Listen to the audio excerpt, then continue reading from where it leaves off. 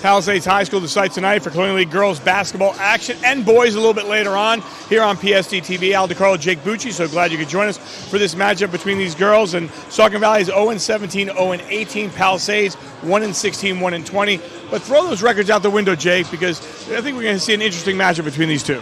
Yeah, I mean, last time they played, it was an absolute dogfight. I mean, both coaches said it after we talked to them, and I think it's going to be a really good game today.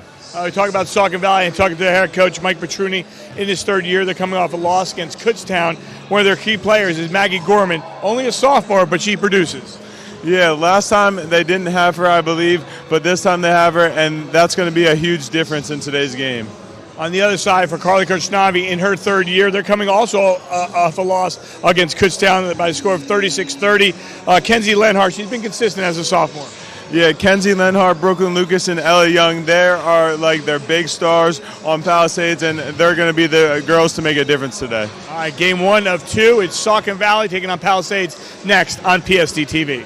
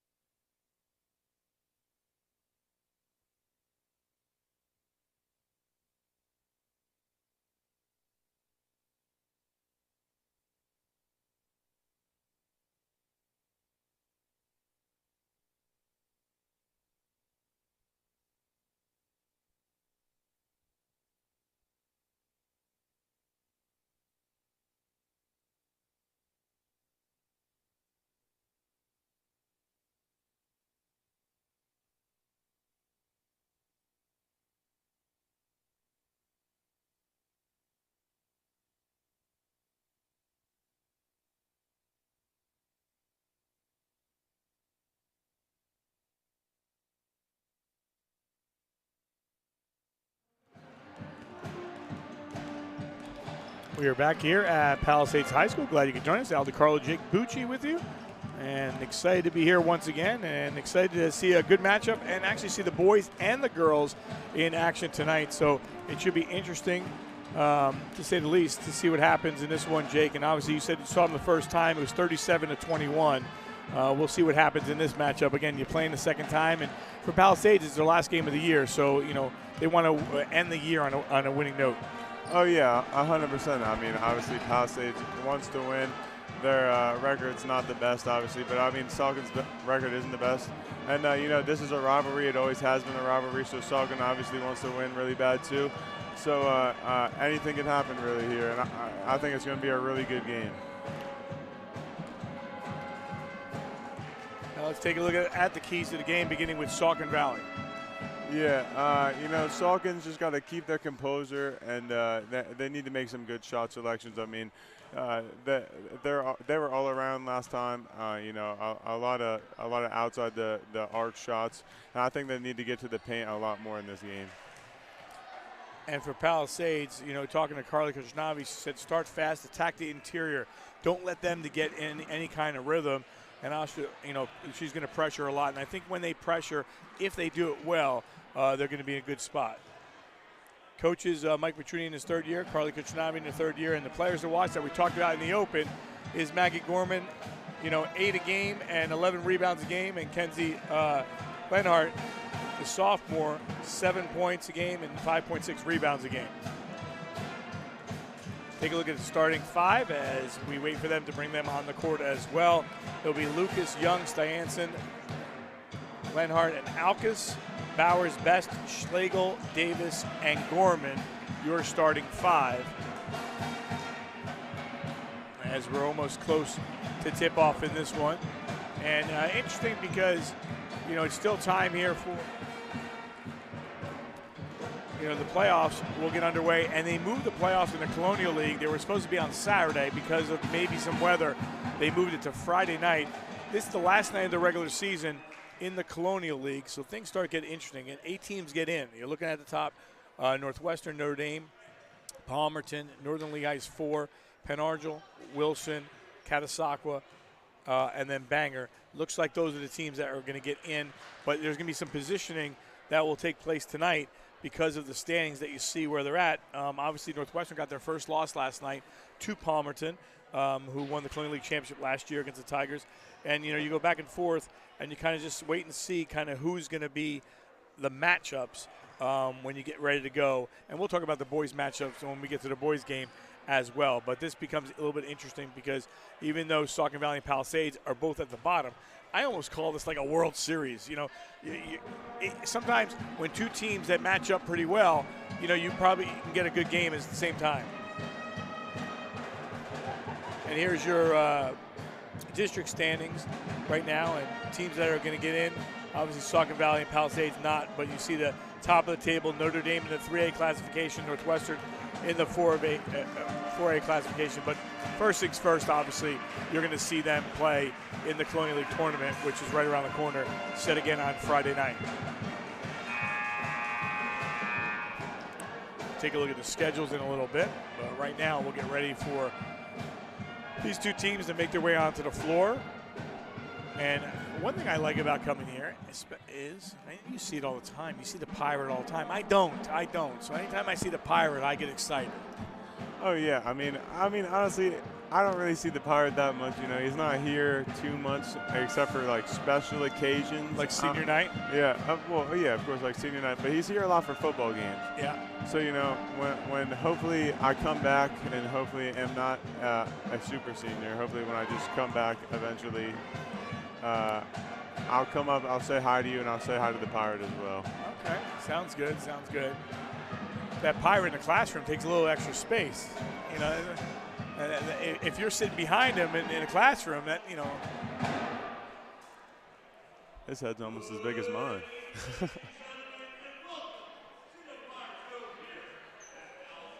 Again, this is one of two to take place. The boys to follow in this doubleheader between these two teams. Again, the seniors that were announced: Brooklyn Lucas, 5'7" senior forward, and Izzy Schmidt, who'll be going to Johnson Wales, a 5'9" senior guard forward. Carly Kirchnavi in her third year, and Mike Petruni in his third year. And this will be the last game for Palisades, but still 2 more games remaining for Saucon Valley. They've played 4 games in 4 nights they'll play. They played yesterday against Kutztown. They played tonight against Palisades. Tomorrow against Pottstown. And then on Thursday against Quakertown to finish the season off. So that's a tough stretch to finish, the stretch there. Right now we pause in Honor America with the playing of our national anthem.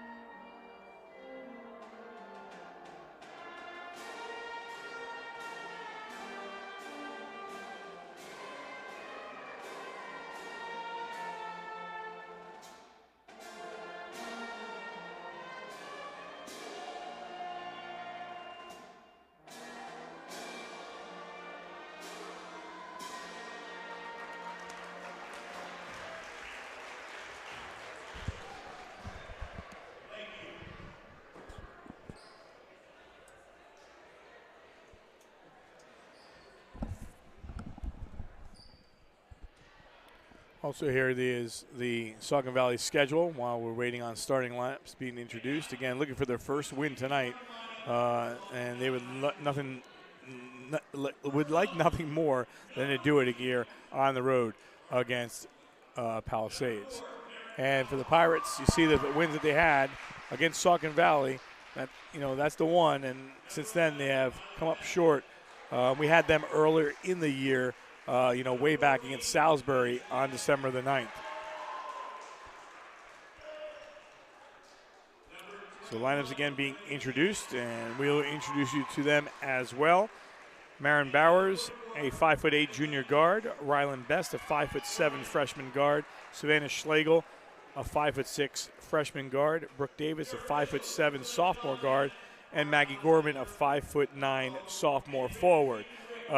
Jake, one thing that you look at the lineup is you see freshmen and sophomore. You see youth, and with youth comes hard times sometimes to try to build a foundation.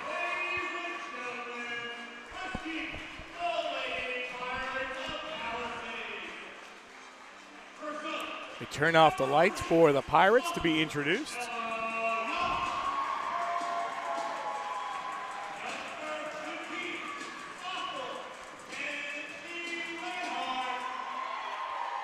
I feel like I'm watching the 1986 Chicago Bulls, Michael Jordan.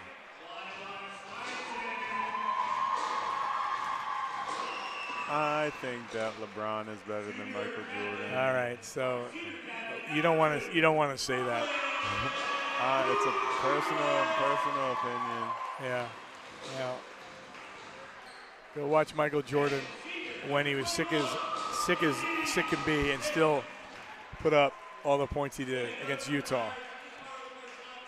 All right, so lights back on, and I'll give you the starting 5 while Jake is starting the broadcast with, wow, Brooklyn Lewis, a 5'7" senior, averaging 5 points a game. Ella Young, a 5'11" sophomore guard, averaging 6 points a game. Lila Styanson, a 5'5" junior. She's averaging 8 rebounds a contest. Kenzie Lenhart, a 5'9" sophomore, averaging 7 points and 5 rebounds. And Riley Alkus, a 5'11" junior forward. They're starting 5s. First game, Kenzie Lenhart scored 17 points in the matchup, so obviously she's key tonight as well. I really disagree with that Michael Jordan thing. I just can't believe it. Well, Maybe I'll send you some video of Michael. All right, we're underway. Here we go. No Michael Jordan in the house tonight. And one thing that we may see a lot of tonight is turnovers. It's just been that kind of year for both teams. That being said, and I say this all the time, sometimes the matchups, depending on how they are, when you're kind of similar, you get yourself a pretty good game. Now, hopefully it's that and not the other. So we'll wait and see. And, yeah, like you were saying, I mean, a lot of young players for Saucon Valley. So, I mean, they're going to have a lot of turnovers. They're going to make a lot of mistakes. But like you said, they're young. That's what comes with being young, but they can only get better from there. And that's where the tough times are coming from. And I think right now, Palisades is also kind of in the same scenario. They have a lot of young players. Isabel Schmidt, number 21, she's a senior. This is her first year playing basketball. And so I think next year when both her and Brooklyn are gone, it'll be not better, but I think they'll be in a good scenario with Riley Alkis and Sadie Chilton on the bench. A couple turnovers there for the Pirates. Marin Bowers with the basketball goes inside. And this is the first real possession here for the Panthers. Eye up a three bomb. That one is off the mark. And still looking for our first points of the night. And this means a lot to both teams tonight. Yeah, a little rivalry between these two teams, I would say. Nice baseline jumper for Brooklyn Lucas. Gets her team on the scoreboard. And a great shot to start the game. And she was wide open on that baseline. No personal bias, but number 2 is my favorite player. There you go. Turnover, but it remains with Saucon Valley.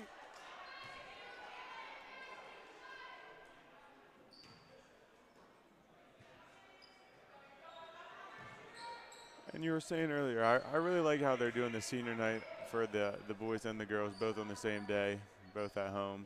I really liked how they did that. Yeah, I do as well. Plus, it brings out more people, and I always like that as well. You know, brings out the community a little bit more, and it's a special night. And I see your name up there, by the way. Yeah, you got the little commentary, little headset over there for me. I like that. I like that. I'm the second best commentator in the world besides Al DiCarlo and Tom Brady. So just underway, about 2 minutes in, and it's 2-0. Only basket came from Brooklyn Lucas. And I'm wondering if they just try to see if they can get her in that corner area again. Now she's going to have the shot. They're going to give her the looks, and doesn't make that one. Now driving inside. That one short. Rebound. Second effort here. Even a third effort here for Palisades. Ball loose and taken away by Gorman. No. Gorman. Oh. They're going to call it jump ball. Possession arrow to Saucon Valley. Gorman broke her nose. Has the face shield. So she's missed some time. But her numbers, 8 points, 11 rebounds while she's in there. Those are pretty good numbers. Now, I've been at most of the games here for Palisades for the girls. And number 3 is, I would say, Ella Young is the best shooter on the team for Palisades here. She's the best outside shooter so far. And she could really be a key factor if she shoots the ball today. In the paint, first shot goes by Gorman. That one hits the back of the rim. And it remains 2-0. You know, we go back to the keys and, you know, try and, put that pressure and, for Palisades and Carly Kurtznavi. I think, the first 3 minutes here has really been a feeling out period for both teams. They're both playing aggressive defense. And as long as the officials letting them play, they're going to stay that way. Hits the front of the rim by Lucas. So Lucas not afraid to let the ball go right when she gets it. Oh, yeah, she knows it's the last game of the season, and this is the last game for her for basketball, so she's just letting the ball fly.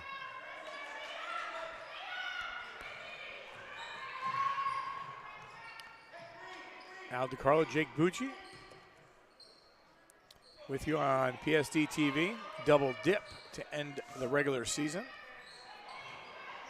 That went a little bit too high and a turnover. Back over to Izzy Schmidt. Both teams playing great defense. Just the offense just can't get rolling here. Yeah, the first meeting was 37-21 in favor of Palisades. Lucas gets tagged. She'll go to the free throw line to shoot a couple.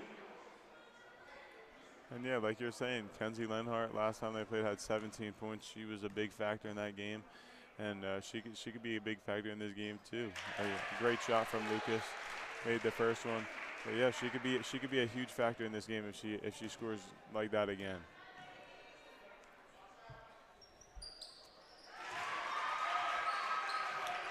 So Lucas has all 4 points as we are right at the midway point, and the turnover. And a quick foul.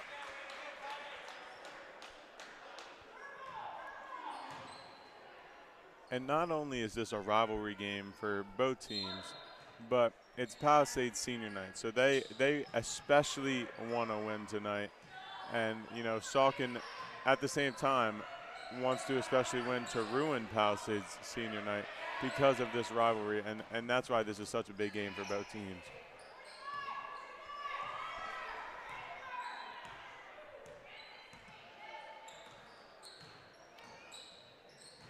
Driving baseline, nothing there. And they'll send it back out and reset it to Lenhart. 3:30 on the clock. Opening quarter, 4-0. Palisades leading.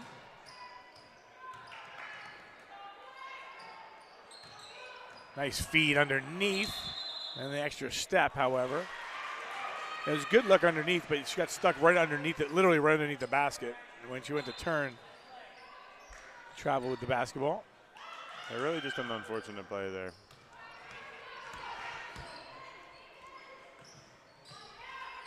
Haven't seen many shots at all taken by Saucon Valley. I think they have 2 shots the whole first quarter, if I'm not mistaken. At the max, 3. Here's Young. She'll take her first shot. She may have stepped. She did. She looked over at Coach Karchnavi, who scored 1,652 points in her career and 1,132 rebounds. Did you know that? Did you know that number? I did not know that number. Okay. Okay, so those are big numbers. You know, I won't lie. I won't lie to you. Okay, so again, 1,652 points and 1,132 rebounds. That's a career. I was at Carly's 1,000-point game. She graduated with my sister, but I did not know it was 1,600. I think the rebounding is even bigger, you know? Yeah, I talked to her about it the one time a few years ago. I said, Carly, did you like purposely miss so you could get a lot of your rebounds? She said, I didn't purposely do it, but, you know, they just happened to come straight back down to me. So, you know, I thought that was pretty funny. Yeah, she played during the time of my niece who played at Northwestern, so saw her play a lot. 2 minutes, 16 seconds on the clock. Baseline jumper, everything but the basket. They get the rebound, and Saucon Valley maintains possession. That was their best look. This one's going to be short off the side of the rim. 2 minutes on the clock, it remains 4-0. Only basket of the game still is by Lucas. She also has 2 free throws.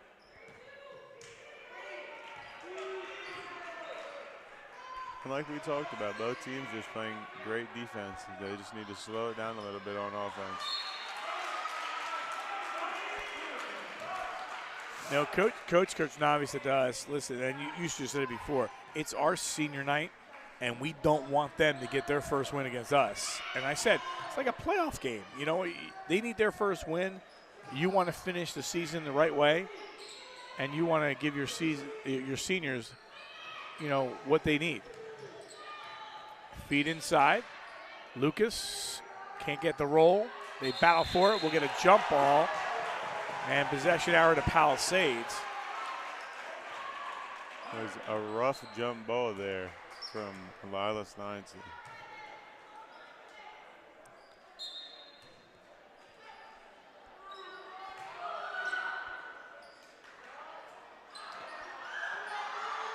That one in and out. Second effort. That one will go by Ella Young. She's on the scoreboard 6-0.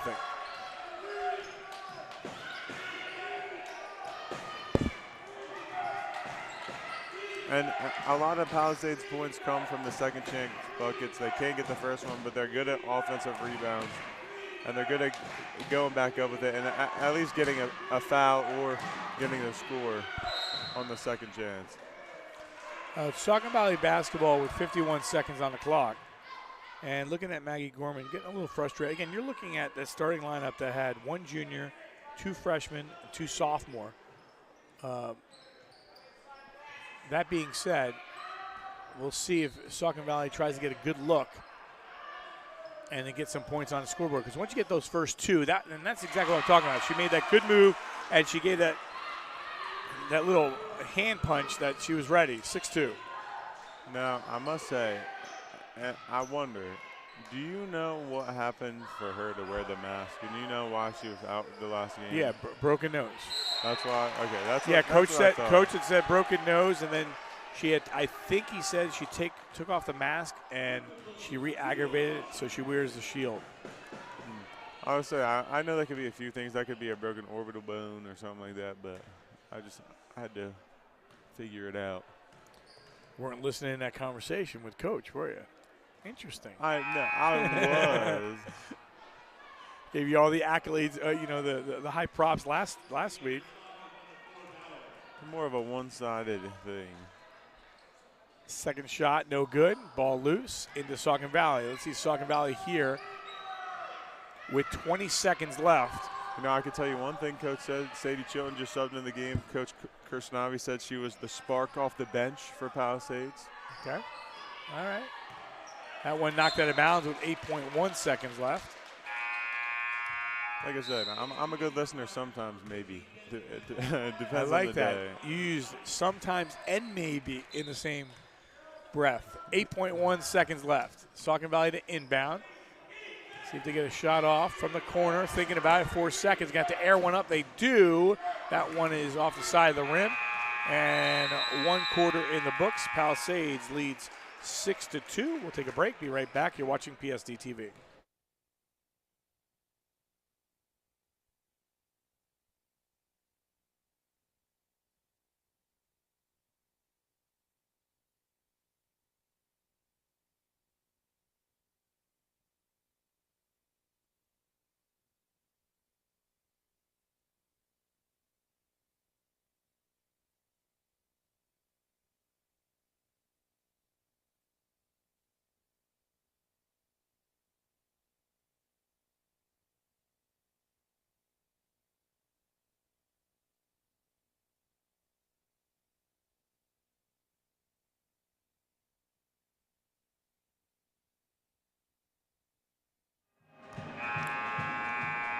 We are back here at Palisades High School. 6-2 your score after 1 quarter of play. Al DeCarlo, Jake Bucci with you. I want to thank Brian Gilbert and his senior night. Shout out to the seniors Brooklyn Lucas and Izzy Schmidt. No seniors again on Saucon Valley. Jake, your thoughts first quarter? You know, I thought it was a very defensive first quarter. Hey, look in front of me, straight ahead, Jake Bucci. There he is. It took a while for Saucon to get rolling on offense. They got the 2 points at the end of the quarter, but it was a very defensive first quarter from both teams. All right, so Saucon Valley starts with the basketball.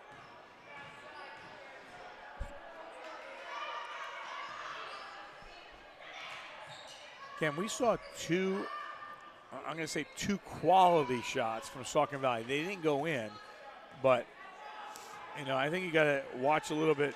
Savannah Schlegel, she's only a freshman, but, she looked like she had a good release on it. Number 14. Yeah, you said once you get one shot, that's all it could take to get you rolling, and that's all it could take for Saucon to get rolling. She could make one layup and she could get rolling from outside the arc or even just from around the elbow, and Saucon could get hot quick. But Sadie Shilton checks into the game with the basketball. Here's Styanson. Feed down underneath. That one gets tipped away. Palisades comes up with it too far underneath the basket. That one gets tipped. Styanson try to be there for the putback. A minute in, and it remains 6-2.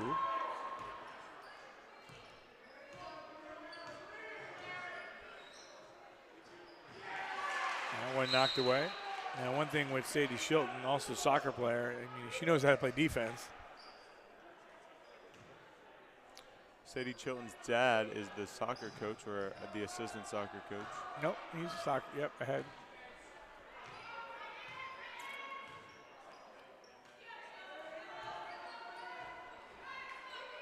Minute 30 into quarter number 2. Again, if you're watching us here on PST TV, we'll have a double dip for you.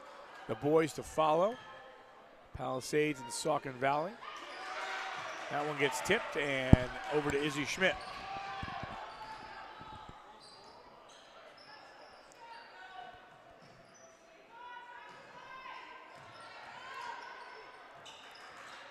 That was a nice move outside. Here's Schmidt, eyes up a 3. That one off the back of the rim.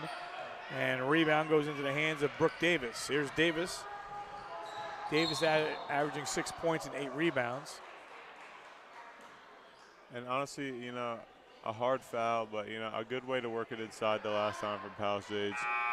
And, you know, they found the open shot on the outside, which is what they want. And but I think when they work it inside, they want to go up a lot more. I mean, they have open looks a lot of time. They have a lot of tall girls on their team, and I don't think the 3 is really what they need per se, but that's just my opinion, you know. Yeah, and those are good opinions. I mean, you also had an opinion earlier about LeBron James and Michael Jordan, and those are your opinions, and you'll have 18% that agree with you, and 82% that don't agree with you. I would go. You know what? I don't really know what that number would be. You know, I don't know what the percentage. I would have to look at that and see, kind of, you know, and by age group. You know, who thinks, you know, who thinks what. But I think if I'm being 100% honest, I think anybody 30 years old and below thinks LeBron James is the greatest player just because he's the greatest player in the new era, in the, like, that's funny. Who's getting this one? I thought Carly was going to go down there and get it.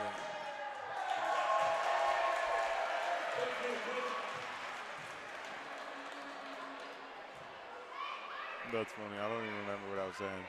You were saying you're blabbing some fake information for the viewers. I was yapping some. I don't even remember. Here's the steal taken by Schlegel. Schlegel 2-on-2 the other way, and gets bumped off the basketball. It remains Saucon Valley basketball with a 6-2 game. Oh, I remember what I was blabbing to you about. It was LeBron James. I think anybody below 30, which is about 40%, I think it would be a 60-40 thing, Michael Jordan better. Yeah, we'll have to show him some games.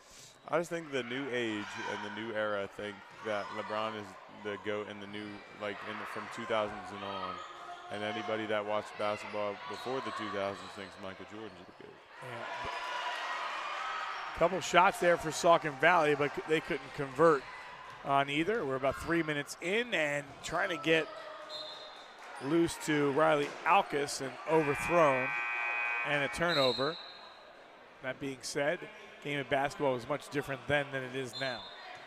Yeah, I mean, just a little bit high pass there, but, you know, a great look from Palisades there.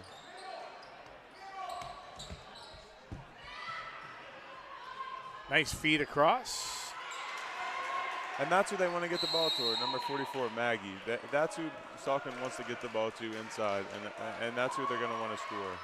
I think you're right. You know, we talked about it before. She had that shot. She pumped her fist. I think she wants to get those kind of looks. It's just a matter of getting her, you know, those looks, which, you know, they've passed the ball 2 or 3 times down underneath, and they've turned the ball over. So they're looking for a little momentum. You know, it's 6-2. There hasn't been a point scored in this quarter yet, and we're about 3.5 minutes in. Yeah, and I honestly I agree with Coach Navi that she is the difference maker, and she's really like the kind of X factor for Saucon here, and there's a great shot from number 4, Marin Bowers. But yeah, I think Maggie's really the difference maker. I agree with Coach Krishnavi, and I think Palisades has done a really good job adjusting to her though. So far this game, I mean, obviously there's other players on the team that you need to adjust to, but so far I think they've done a great job adjusting to her specifically. Yeah, and Bowers, just took that shot. She was behind the arc. She goes, I'm just going to get one up. I think when there's games like this, and coaches always say, we need that player to step up. Who is going to be the player to step up? And when you're a quarter and a little bit in, you're seeing that, as the possibility of other players stepping up. Oh yeah, and I think the role players are the most important players on the team. What a fantastic chant from the band. Yeah, I don't know what they were chanting there. No, you're just a Giants fan, and you have every right to talk about the Eagles, but that's fine. The Eagles are going to We're in pirate country right now. We're talking about the Pirates. The Pirates just went by. We're not talking about an eagle. It's a pirate. Eagle fly, pirate sail, same difference.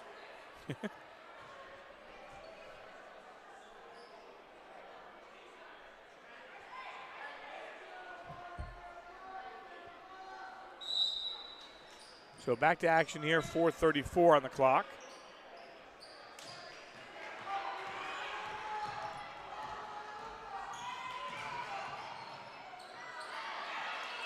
That one knocked out of the way.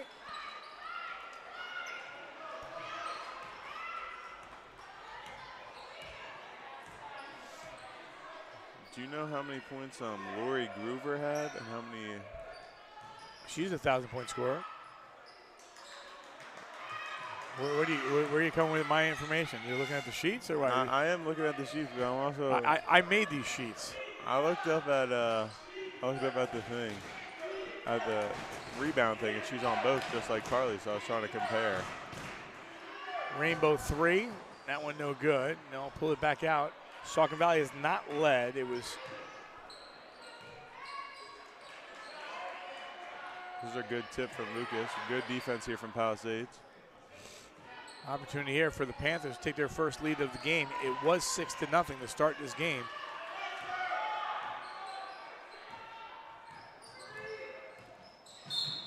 And a whistle and a foul on Lucas. Now, Lucas, number 2, does have a hurt right middle finger right now. She slammed it in a car door, apparently. Hey. So she is not playing to the best of her ability, but she has been consistent so far the past couple of games. Almost a steal by Schmidt.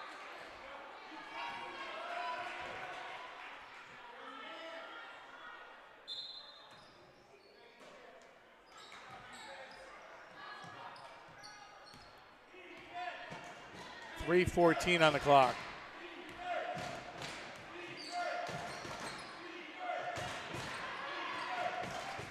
I was going to say the feed down low was pretty good, but no one came to the basketball. Instead, it's a turnover. And again, Palisades hasn't scored since the 1:10 mark of the first quarter. So they've been scoreless here in the second quarter. And this is the type of game, I guess, we're approaching the half. We still have 3 minutes, but this is the game that we got. Yeah, I mean, I think we said at the beginning that it was going to be a dogfight. I think we knew it was going to be a back-and-forth game like this. It was close up until really the end for Saucon last game. And with the addition to Maggie, like we talked about, being the X factor, this game is definitely going to be a lot closer and a lot tougher for Palisades. And I think that's why it's so close here. Schlegel underneath. Not on the rebound. And back over to Palisades, 6-5.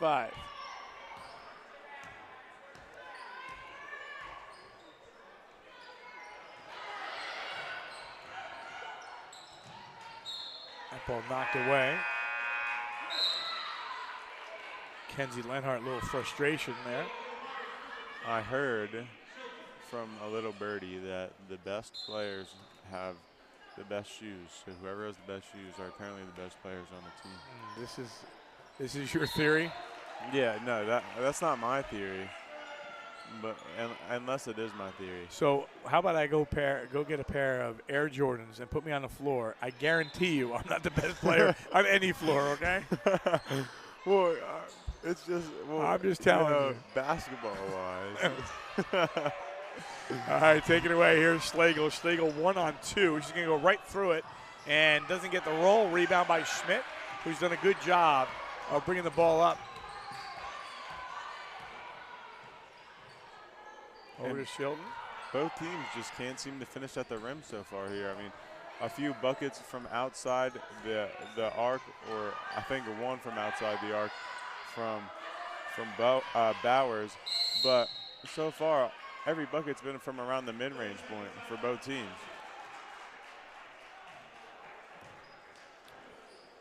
So game started 6-0, and since then, it's 5 points scored by Saucon Valley. Bowers has the 3. Gorman has a 2 inside. Lucas has 4 points, a field goal and 2 free throws, and Ella Young has a field goal, and that's it at this point. Again, glad you could join us here on senior night at Palisades High School on PSD TV. Al DiCarlo, Jake Bucci. We'll have the boys going on next. And the Saucon Valley boys will be in the thick of the playoffs.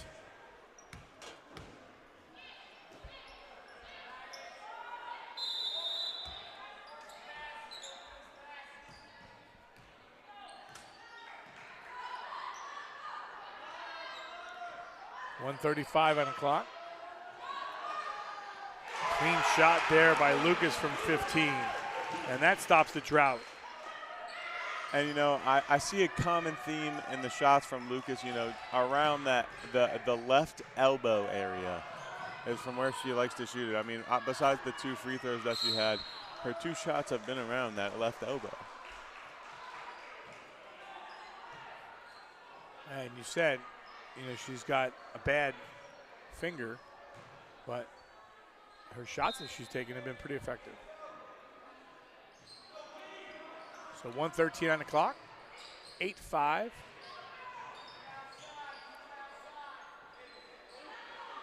One thing I like about number 2 is she doesn't seem to lose her confidence in the game, taking a lot of shots, and even when she misses 1, 2, 3 shots in a row, she still shoots the ball and she still scores, and that's what's good about her, and that's why she's one of the key assets for Palisades.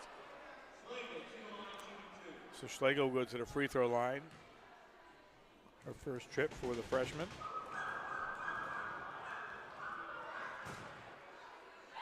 She makes the first. One thing I've noticed from Schlegel so far tonight is, you know, when you're a freshman, sometimes you don't want to take a shot.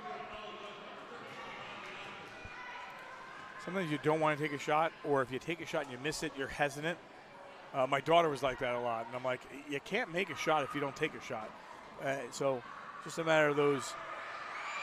But Schlegel has a good-looking shot. She just hasn't put up a couple. Yeah, you know, I think she has a pretty good-looking shot, and she's really confident, which is good. And like I was talking about with number 2, she doesn't lose confidence.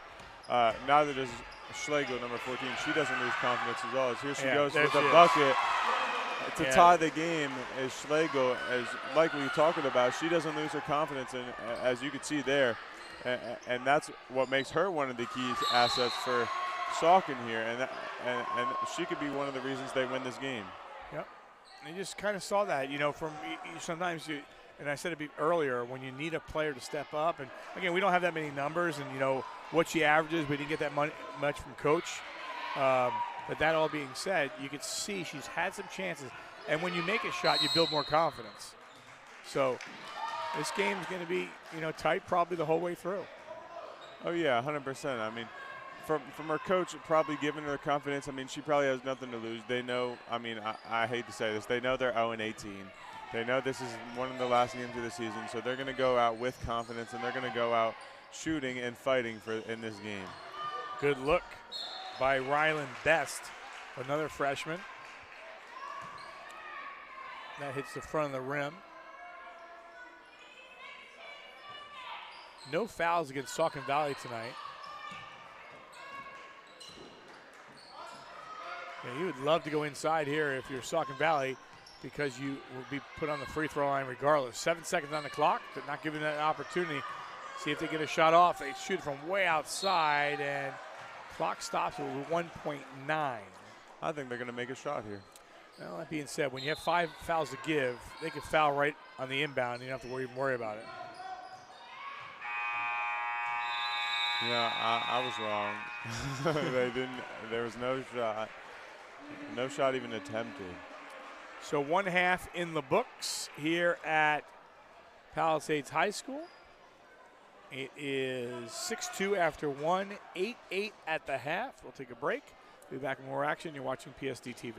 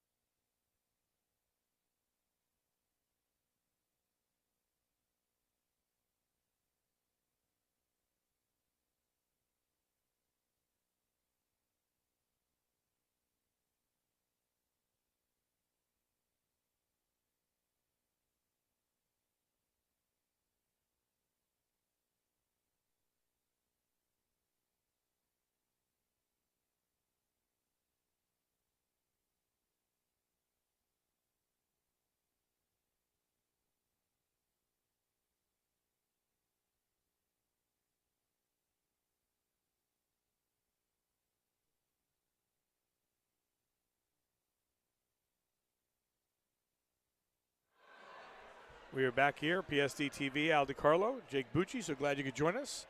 8-8 your score. Leading scorers right now, Brooklyn Lucas. There's not much scoring. Brooklyn Lucas leading the way with 6 points. Ella Young has 2 for Palisades scoring. 3 points by Marin Bowers. 3 points for Savannah Schlegel. And 2 points for Maggie Gorman. And that's all your scoring in the first half. Jake, your thoughts through one half of play? Yeah, I mean, honestly, I thought this was a very defensive first half. Like, I think we talked about that a lot earlier. It was very defensive from both teams. I mean, obviously, it's only an 8-8 game, and I think both teams aren't bad scoring teams. And they're just both teams that need to get in the paint. I mean, obviously, Marin Bowers made that three-pointer, but they're both teams that need to get in the paint, and they're both teams that can stop getting in the paint. So that's the real difference maker here is who's going to be the one to shoot the ball and who's going to be the one to win the game for either team. Let's take a look at the girls' standings at this point. Again, the league decided this morning they're going to switch things off and move from Saturday to Friday because of impending weather. And right now, going into tonight, your top 8 teams: Northwestern, Notre Dame, Palmerton, Northern Lehigh, Penn Argyl, Wilson, Catasauqua, and Bangor.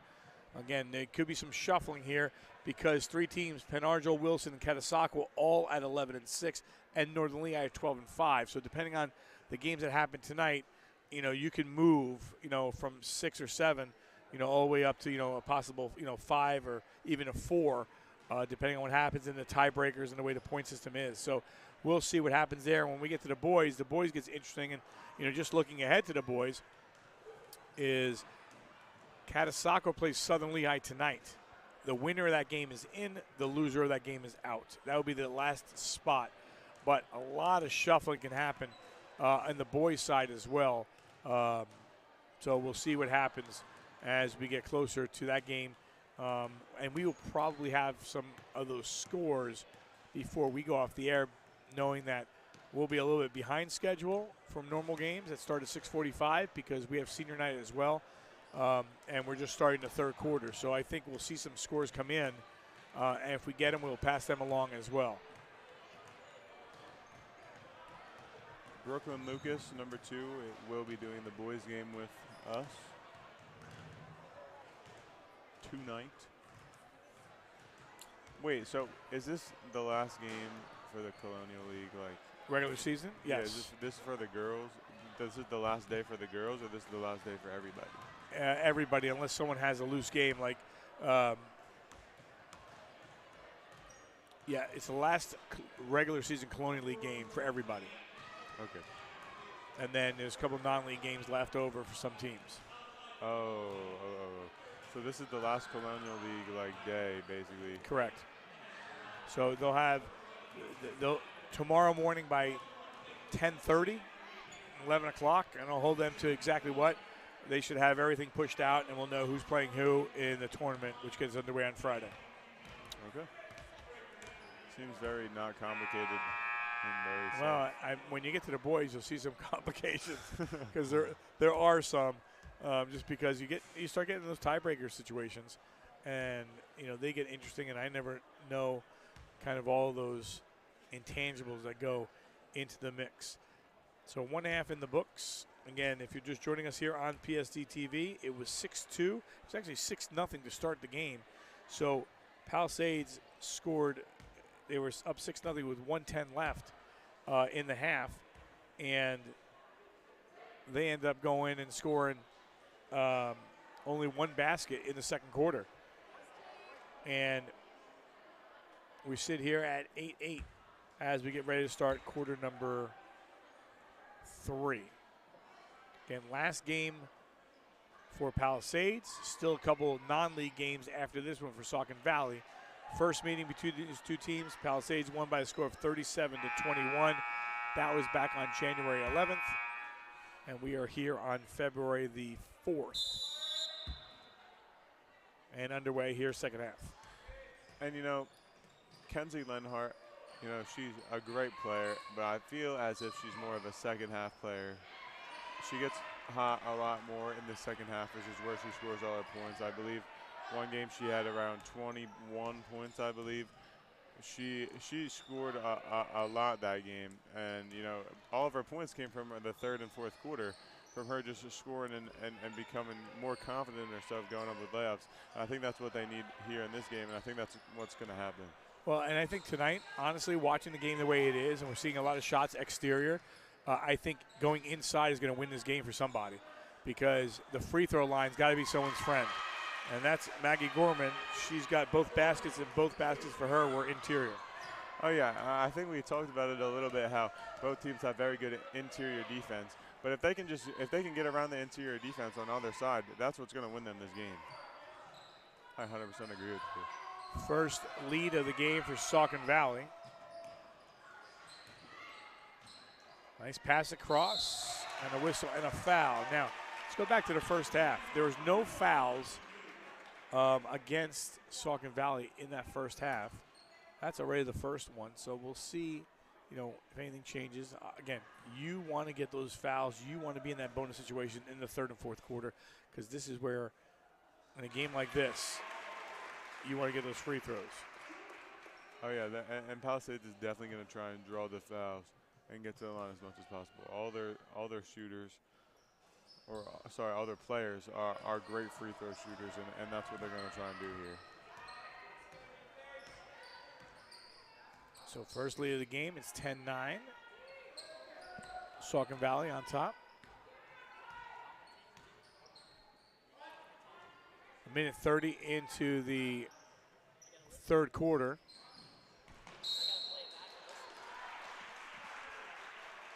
And a foul off the ball. Again, with the new rules, getting those 5 fouls that reset after each quarter. So unless your player is in foul trouble, again, you don't have that big of a bench to give some extra fouls sometimes. Yeah, and like we talked about, I think last broadcast, last Friday, I don't mind the rule, but I like how it's just the 2 free throws and not the 1-and-1. Because I don't really like the 1-and-1. You never made that first one, huh? It still bothers you today, doesn't it? Every time. I'd always miss the first one. I'd be like, dang, if I just had one more. It's like me in golf. If I had a second shot all the time, I would be okay. Trying to make a move in the paint. Off the glass. One off the mark. Over to Izzy Schmidt. Schmidt doesn't look like she wants to stop here. Back out. Lucas takes a shot, nails it. All 3 of her baskets have not hit the rim. Bucket getter.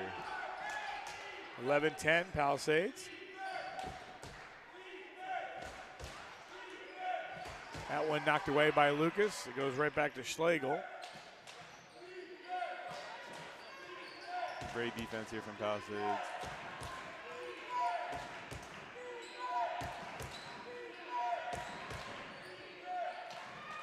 They come outside to Bowers. Bowers eyes up a 3. That one hits the side of the rim. You know, if I'm being honest, I thought that was going in. I must say. Now off the baseline, a whistle and a blocking foul. I think you're starting to see a little more intensity, and you're starting to see a little spark here. I think it's a mix of panic and intensity at the same time. Because that shot looked like she kind of just threw one up trying to get back in the lead. But, you know, teams, they want to get back in the lead so they can play calm. Oh, that shot. That just fell in the lap of Lucas. She's got back-to-back baskets, and it's 13-10. And a great shot from number 2. Her career high is 12, and she has 10 right now in the third quarter.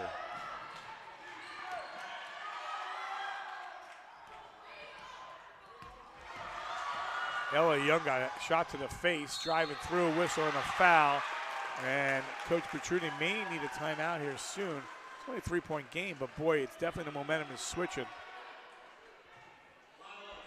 This is an absolutely fantastic game so far.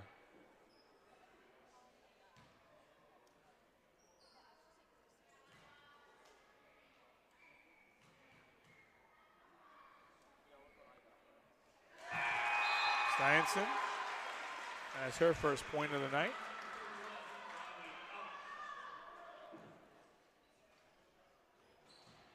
So Lucas takes a breather.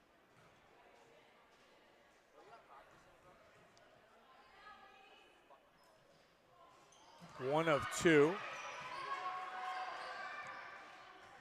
And that one almost ends up to be a basket for Palisades. They battle for it. And getting that one in was Steinson. And Lila Steinson is honestly like the workhorse for this Palisades team. She's always hustling and always getting the rebounds, and a great bucket from her right there. Matches the biggest lead of the game, which was 6-0. It's 16-10. That one knocked away.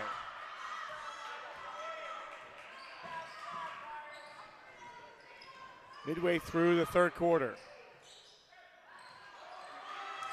And that one taken away by Ella Young. And Palisades going to slow it down a little bit here.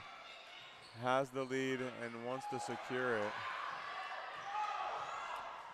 So right now they're trying to attack the inside, what I was talking about, and Steinson was there. And Lila's like, just give me the basketball. I don't know how it got there by Schmidt, but it did. Coach wanted a foul. They don't get it. It stays 16-10. You know, sometimes you see some incredible passes here, and honestly, I think that was one of them.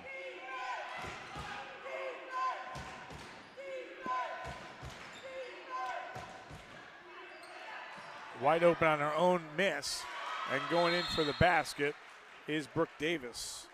And that's a hustle play. Shooting the shot, getting your own rebound, and going up and scoring.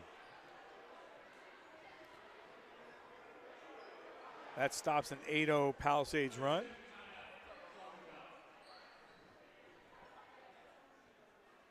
So we're at the 3:13 mark and a 16-12 game. Again, first meeting was 37-21 in favor of Palisades. Same kind of game. You said you were there. Same kind of game like this. Tempo, or was it a little more quick paced, or what? You know, last time it was. I will say it was a little bit more quick paced. It's around the same score as last time. I believe it. Honestly, it might be the same score. I think it was around 16-10, 16-9, something like that last time for Palisades. And you know, it was a lot faster paced last time. But I think they're playing a lot smarter this time, which is the key. You know, they want to get inside more, and they're trying to work the ball inside more than just force the ball and just shooting a random shot.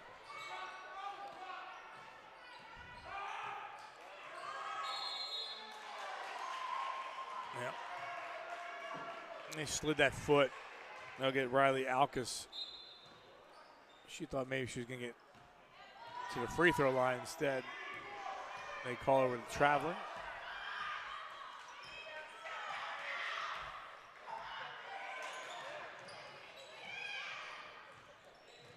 Here's Bowers.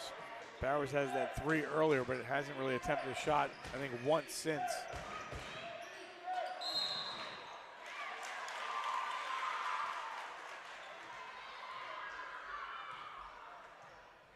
And you can see Bowers frustrated. Clearly, like you said, only has the three-pointer from earlier and has been dry since then. She's getting frustrated because of it.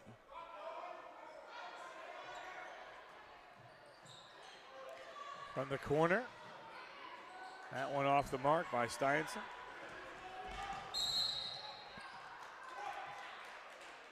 Let's see if they call us on Shilton or nope. And Brooke Davis took the foul, averaging 6 points per game, 8 rebounds.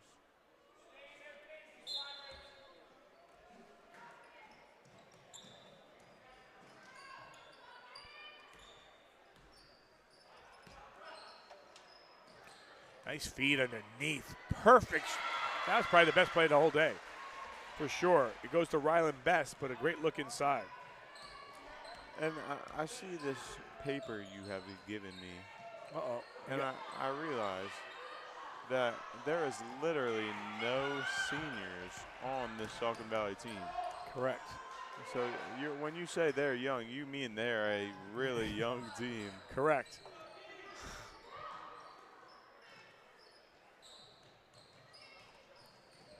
You know, you're coming from middle school, you're playing, you're ninth grade, and you're playing against varsity players, and you're going to have frustrations. You know, that's Bauer. She's a junior, but you look at it right now, 6 freshmen on this team. 6 freshmen and 4 sophomores. 1 freshman is a starter and 1 sophomore. Oh, 2 freshmen. Yeah, oh, Best and yeah. Schlegel. Sorry, I'm sorry. 2 freshmen are starters, 1 sophomore, and 1 sophomore, Maggie, is the key player for this Saucon Valley team. Yeah, so Gorman, again, the numbers we had, averaging 8 points. She's got 4. And Davis averages 6 points. She has 2. Right now, there's still 1:22 on the clock. It's 16-14 in favor of Palisades here on senior night. Again, congratulations and best of luck to the seniors, Brooklyn Lucas and Izzy Schmidt. Boys game will happen here after the girls. Both teams are in the house. And off my chart, I don't remember the exact score. 49-28 was the first game score between those 2 teams in favor of Saucon Valley. And, you know, I wonder if either team's going to be able to warm up here, because the varsity game is supposed to start at 7 o'clock. Obviously, it's senior night, so they need time to do that. And right now, it's almost 6:40, I believe. Let me give you some information. It doesn't matter. They automatically will do senior night, and they'll put 15 on the clock regardless. They'll automatically get those 15 minutes of warm-ups. It's a fair point. First shot doesn't go. Second shot doesn't go. They'll kick it outside. Look at a 3 and traveling call. Again, that's a couple of times you've seen Elle Young slide the foot. Yeah, you know, she slides the foot. Like I said, she's one of the better shooters on this Palisades team. But, you know, she's young as well. She's only a sophomore here. And there's only room for improvement from her. I love how Carly is just teaching every second. You know, girls get frustrated sometimes, and they need their coach to tell them what they're doing wrong. And Carly just looked at her and said, you're shuffling that foot before you take it. You know, and you need that sometimes. So after Palisades went on an 8-0 run, they have not scored since the 4:26 mark. Palisades needs a coach that can tell them how to score 1,600 and however many points Carly had. 52. Sorry, yeah, 1,652 to be exact. And almost thrown away. They keep it alive here with 17 seconds left. Schlegel and puts that one up. And there'll be a whistle and a foul.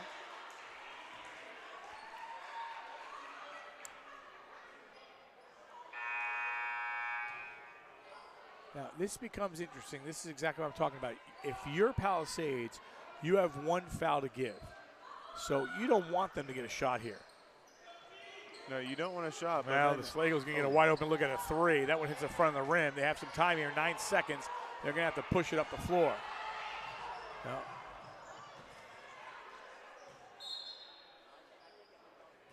They got rid of that one too soon.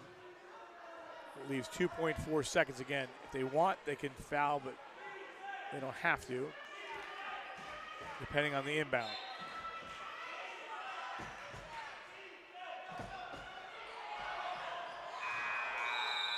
And honestly, you know, I think if she took a dribble and she shot that, that might have gone in. But, you know, the bold attempt for the just the shot.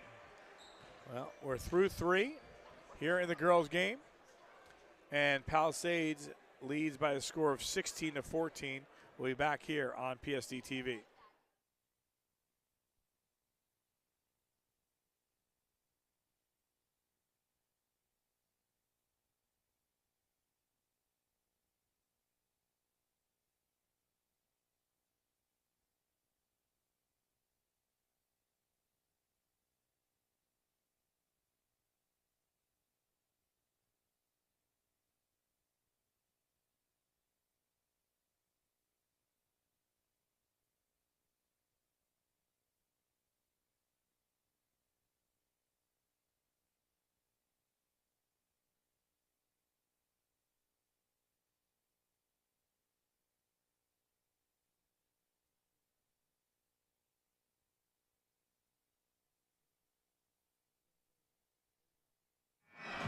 All right, we're back. 3 quarters in the books. Al DeCarlo, Jake Bucci with you. He's a senior here at Palisades.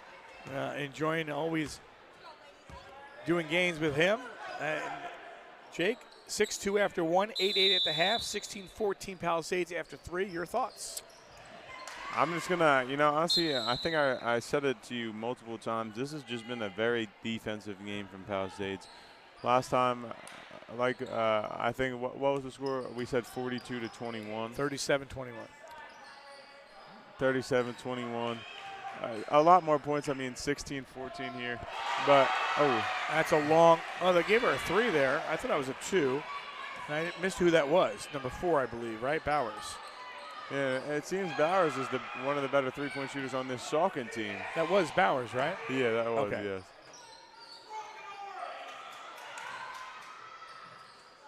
That shot off the mark. It's 17-16 now. So Bowers with a pair of 3s. Timeout called here early for Saucon Valley after that 3. Both teams clearly gassed here. Not too many subs for other teams that are too difference-making. It's an interesting call here for Coach Petruni. He decided he may have seen something that he likes. He may have seen an opening. Yes, he may have seen something because you just scored. You have a little momentum there, after a 3-point shot by Bowers, and then you bang a timeout. So it's possible that he decided to see something, or he's going to change up the defense a little bit. Yeah, you could say, hey, we found this opening, found an opening to get a 3, and let's do it again. And he's shown them how to do it. So a 1-point game.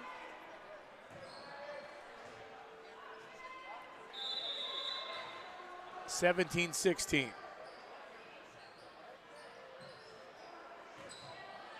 One step in a basket.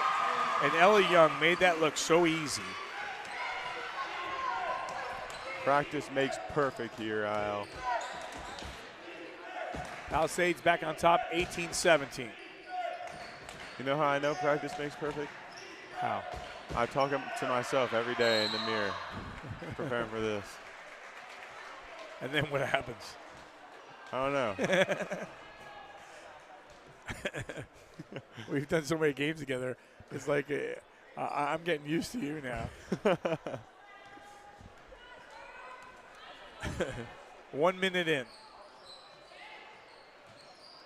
Inside out they go.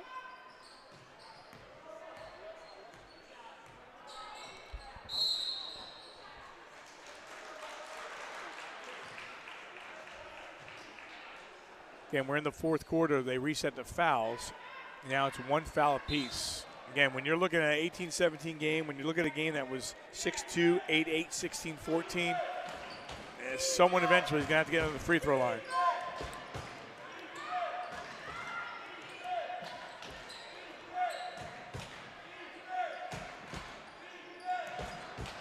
Gorman.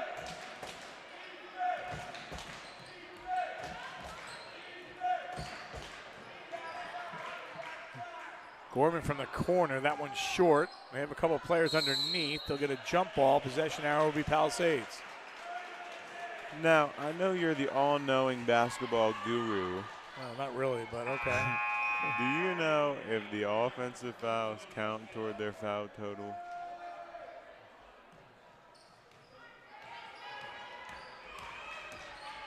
Yes. They do? That's what I thought. Because I don't know. I just never, really thought about it that much. Well, Schmidt's going to have to get rid of this one. Actually, does a good job of dribbling it. And a wide open look at a 3. That one off the mark, ball loose, and it goes over to to Gorman. Gorman try to go behind the back. And how is that not a travel? That was definitely looked that way. And instead it ends up being a 3-pointer by Brooke Davis. So Davis hits a 3. And Saucon Valley is back on top 20-18. And a weird call. Shot doesn't go there. Saucon Valley up 20-18. Another three. That one's short.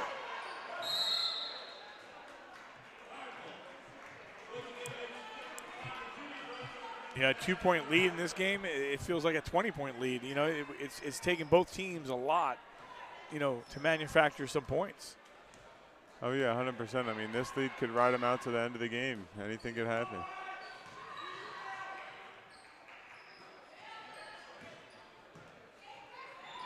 To say the least, they both have to earn their buckets here.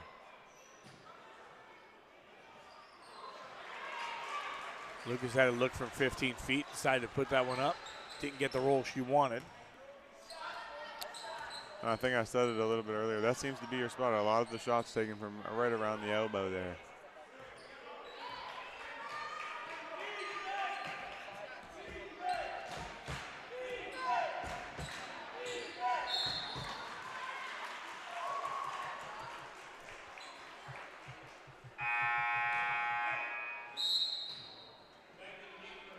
That's a third foul on Lucas. She'll take a seat on the bench.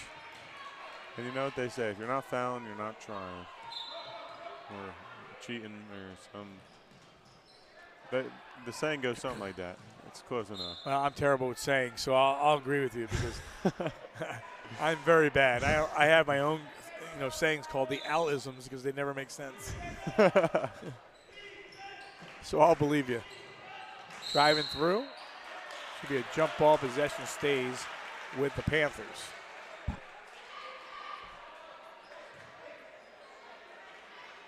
Well, no team, aside that 8-point run, 8-0 run by Palisades, no team really has taken command here. It's really been a back-and-forth game so far in this fourth quarter. They're going to get a foul from behind.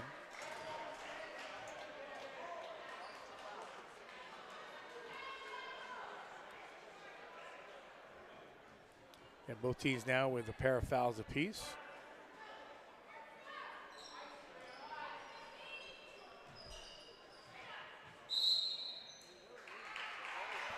Ball hit out of bounds before it was picked up.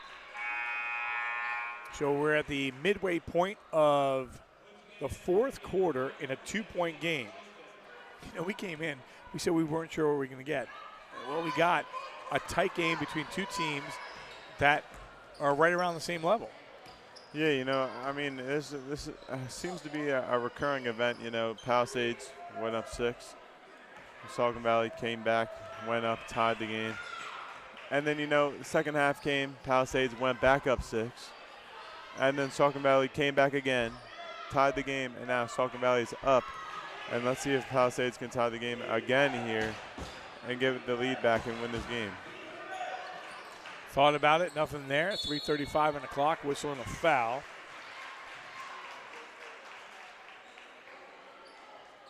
Right now, Saucon Valley is on a 10-2 run. It was 16-10 at the 4:25 mark of the third quarter. Palisades just has one bucket here in the fourth. And they're really letting them play here. This is a three. Yes, count it. By Davis. She's got a pair of threes. And this is the biggest lead of the game for Saucon Valley.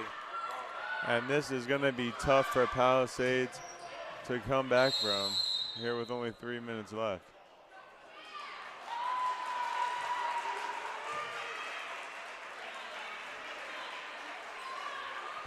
So 23-18 is your score.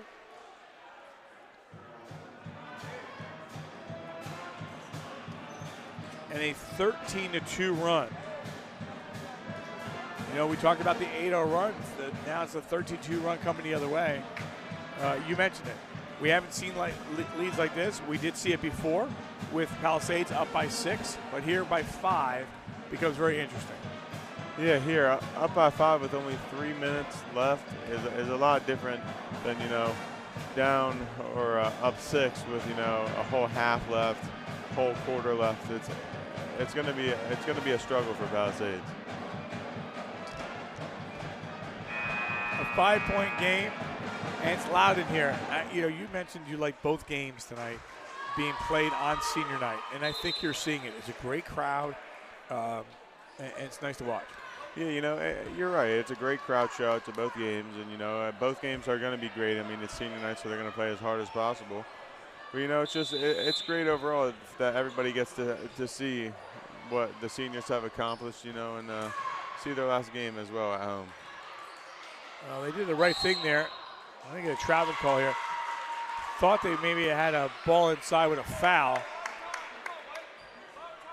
And tough calls from the referees. One thing I said with the officials, they've been calling it the exact same way the whole night. So that's what I like. The biggest play of this game is this possession. Yeah, honestly, if Saucon scores here or anything or a foul happens, I think, honestly, the game is over. Saucon.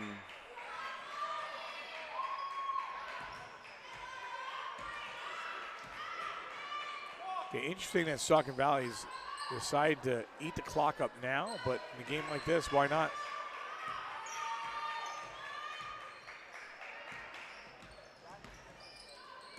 And Coach Kirchnavi is going to have to wait. I was going to say, and decide when does she want to foul.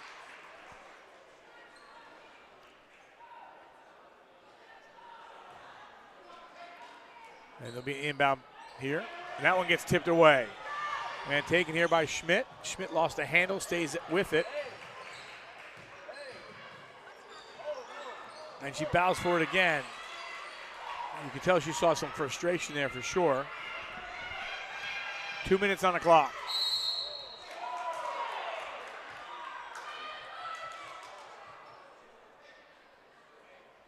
So whistle a foul again. Those fouls are going to come into play now.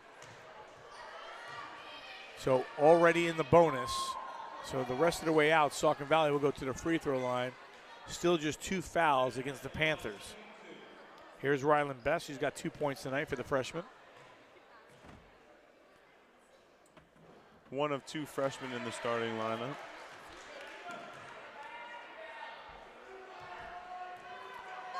Misses the first.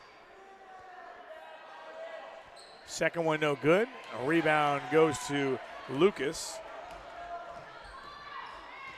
And the Pirates down by 5. It's a 13-2 run. They're trying to break some of that. Inside, basket's no good. Rebound. And that one and one. Yes. Ella Young with some determination and fire. And 5 is not that difficult to come back from here. And they have 2 minutes to not only come back from 3, it could be 2 depending on how this Ella Young free throw goes. Young misses on the free throw. 23-20. They needed that basket to stop the 13-2 run. And Lucas with her 4th foul of the night for Palisades. And, all of them have a pretty decent amount of fouls. They got to be really careful here. Izzy Schmidt, number 21, she has 3 fouls. Lila Steinson here has 3 fouls. And Brooklyn Lucas has 4 fouls. So, if all 3 of them are out, they don't really have too much of another option here with only 1:40 left. That is correct. At the same time, Coach Kirchnavi is looking at that clock. That's 1 of 2 made for Davis. Davis has 7 points in this quarter, 9 for the game, after only having 2. None in the first half, so she's got 9 here in the second half. It's a 24-20 game. And sometimes you utilize it, and coaches are all different. Do you foul? And, they get 1, you get 2, and get the ball back and, play those numbers. And right now, Coach Kirchnavi wants to get a possession here, score either a 2 or a 3, and then she can figure out what she wants to do defensively. But she's already talking about that now. Hey, we make it, we're doing this. We miss it, we're doing this. Because there's not much time on the clock, but there's plenty of time on the clock, if you know what I mean. I'm picking up what you're putting down. I don't know what I'm putting down. I'm smelling what you're stepping in, per se.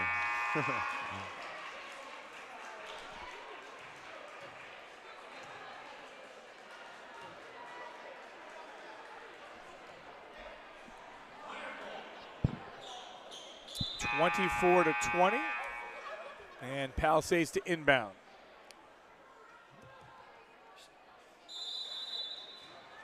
You know, I think I agree with Coach Carly. We talked to her earlier. She said Saucon Valley was certainly the toughest game all season, and I would agree with her. This has been the toughest game and the best game so far. Baseline jumper by Steinson. Big one, 24-22. Here comes the pressure defense by the Pirates. And the turnover, and Palisades basketball. Big turn of events there. And Palisades really wants this win, as there's a great shot on the baseline from Lila Steinson and a turnover from Saucon. And this could lead to something big for Palisades. Again, Saucon Valley does have a foul to give. That shot gets tipped. No foul, 24-22. And tipped by the freshman Schlegel. And Coach Kirchnavi is okay with that. They're going to walk the floor and see here how they attempt on the free throw line. You know, you're looking at Gorman, and she hasn't been there yet tonight. We don't got numbers on free throws. There's a long way to go. Again, in the bonus, they'll get 2. First one looked crisp.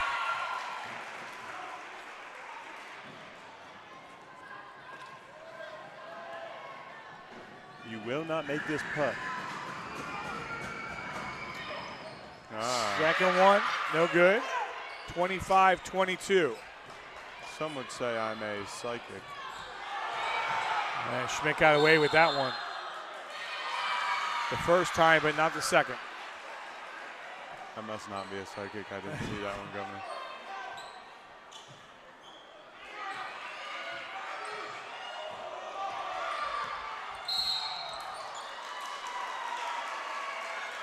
And number 2 with her 5th foul, that is Brooklyn Lucas, and she is fouled out of the game on senior night and her very last home game.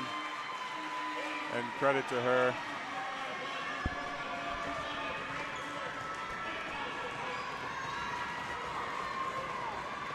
Lucas finishes with 10 points. You said her season high was 12. And you know, a great way to finish the season here for Lucas. I mean, obviously not the way you want to go out, but going out, fouling out, playing hard, that's really all you want. 26-22, they get the rebound, and now if you're Palisades, you're going to have to foul. They're trying to foul.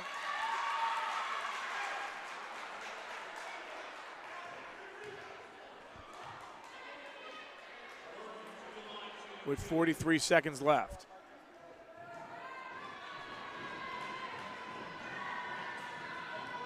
Back to the free throw line is Gorman. She made 1 of 2. She's got 5 points tonight. Makes the first. Can make or miss, still a 2-possession game.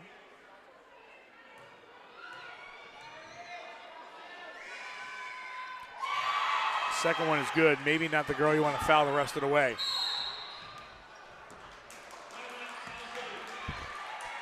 So Palisades calls a timeout, down 28-22, down by 6, with 42 seconds left.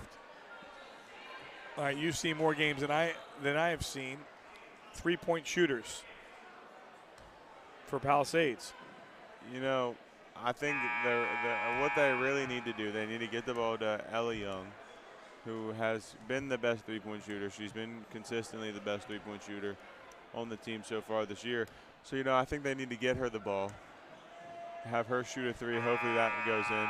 Go down, foul, and then hopefully they miss both of them and have her get open again from the corner. She's most consistent from the corner.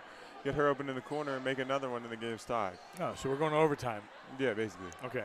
Or you could just attack the interior and try to get a foul as well and get some points that way. We'll see how they play it. We'll see how my psychic powers turn out.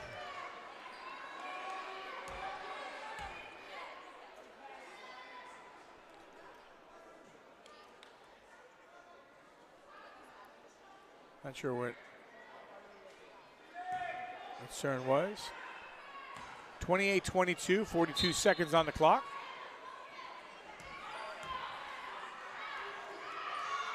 Feed inside. Nice look. Trying to attack the inside, and they're going to jump ball. Possession still to Palisades. They'll inbound from underneath. And I think personally that I'm going to use my telekinetic, brain powers to make the ball go in the hoop. Now you got a fouler. One thing that Saucon Valley is doing good here is they're making sure here in the latter part of the game, whoever gets that ball is going to be number 44. And she has hit 3 out of 4 free throws here down the stretch.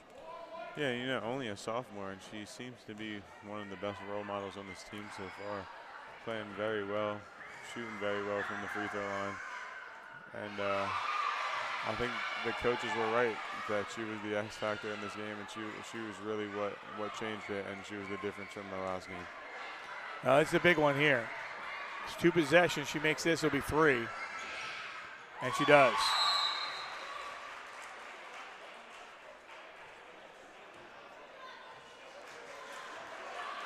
So Saucon Valley is going to call a timeout here and make sure he talks to his team. He's going to tell them to don't foul. Just don't foul. And if they get the ball back, just hold it. Palisades scored with 1:23 on the clock to make it 24-22 on a basket by Steinson.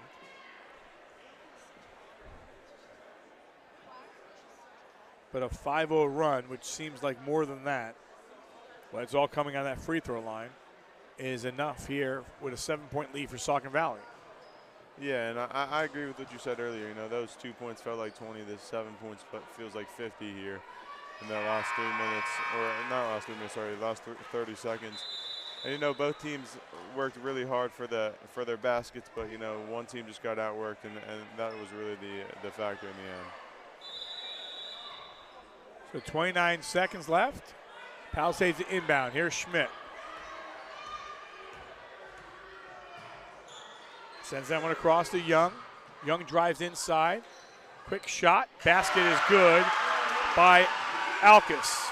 Cuts the lead to 29-24 on the inbound. We're going to have to try to foul here. So down by 5, we walk the floor. Took a lot of time on that inbound to foul. That's smart, though, to have Kenzie Lenhart fouling with only her 3rd foul, that being, and you know, we talked about how number 21, Izzy Schmidt, has 4. Number 5, Lila Steinson, has 4.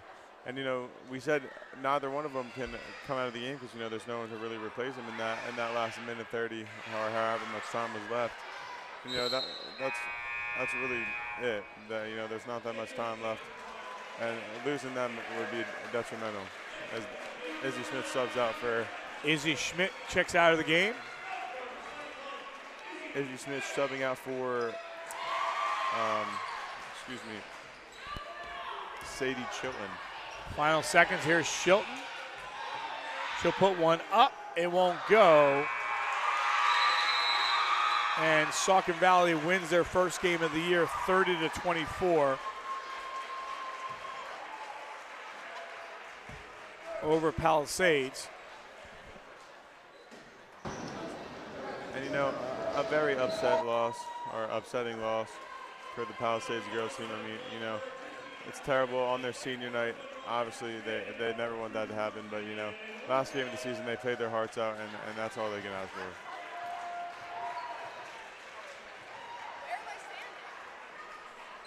So with that, we're going to take a quick look, and Carly Tiemann is here with Brooklyn Lucas, and we throw it over to Carly. Oh, you're live? No! You're live, girl.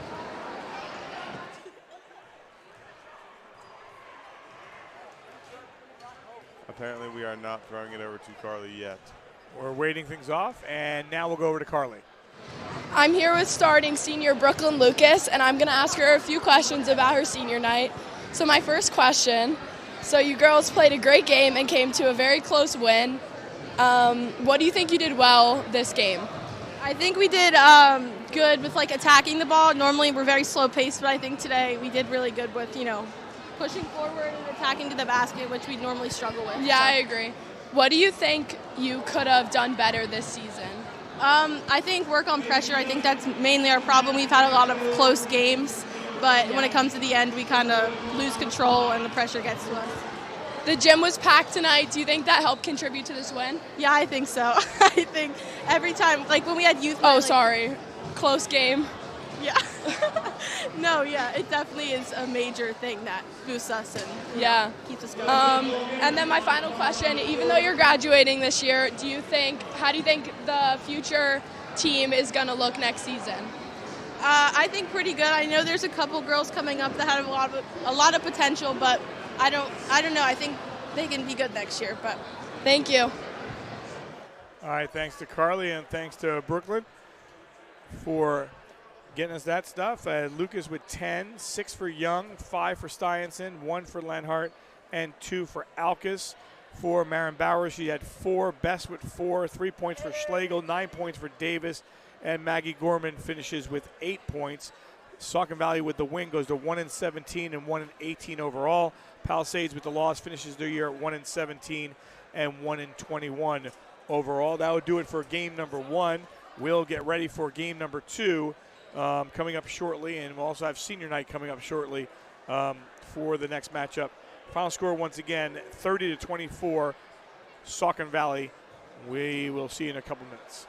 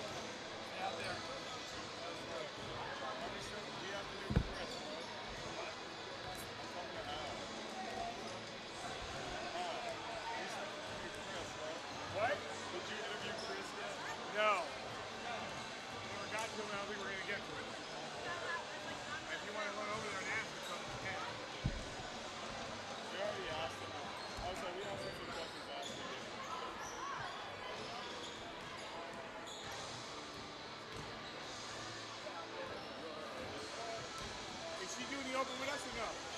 Is Brooklyn with us?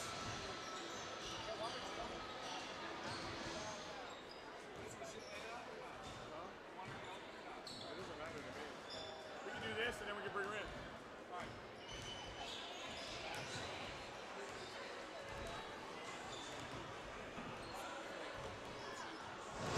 Palisades High School site once again for Colonial League boys basketball action. It's Saucon Valley and Palisades. Saucon Valley at 13-4, 17-4 overall. Palisades at 3-14 and 3-18 overall. Al DiCarlo, Jake Bucci once again, and an interesting matchup between two teams that saw each other back on January 11th. One team's winning, one team's losing. Yeah, obviously not the ideal start that Palisades wanted. Or just the ideal season that Palisades wanted. But today is really a seeding matchup for Saucon as well on the other side. And I really think that this game means a lot to both teams, though. Obviously, like we talked about with the girls' game, there's the rivalry. And, it's senior night for Palisades, so they're definitely going to really want to win this game. Well, as we look at this matchup, Saucon Valley under head coach Brett Snyder in his third year. Jack Robertson, a 1,000-point scorer. He can really do it all. Yeah, Jack Robertson, I played against him the past couple of years, the last year, the year before. He's just, all he's done is improve. The last time I saw him, he was just outstanding. This year, or this game, I'm sure he's going to be outstanding, and I think he's really the key factor for Saucon. Well, on the other side, as we look at Chris Berrier in his first year, coming off a loss against Kutztown, one of his key players is inside. He's got to play well because they got size on the other side, and that's Will Anderson. Yeah, Will Anderson, senior, he's one of the kids we honored tonight on senior night, and he's 6'5", and he is a huge factor, no pun intended, a huge factor for Palisades tonight. All right, we'll see what happens. It's Palisades and Saucon Valley here on PSD TV.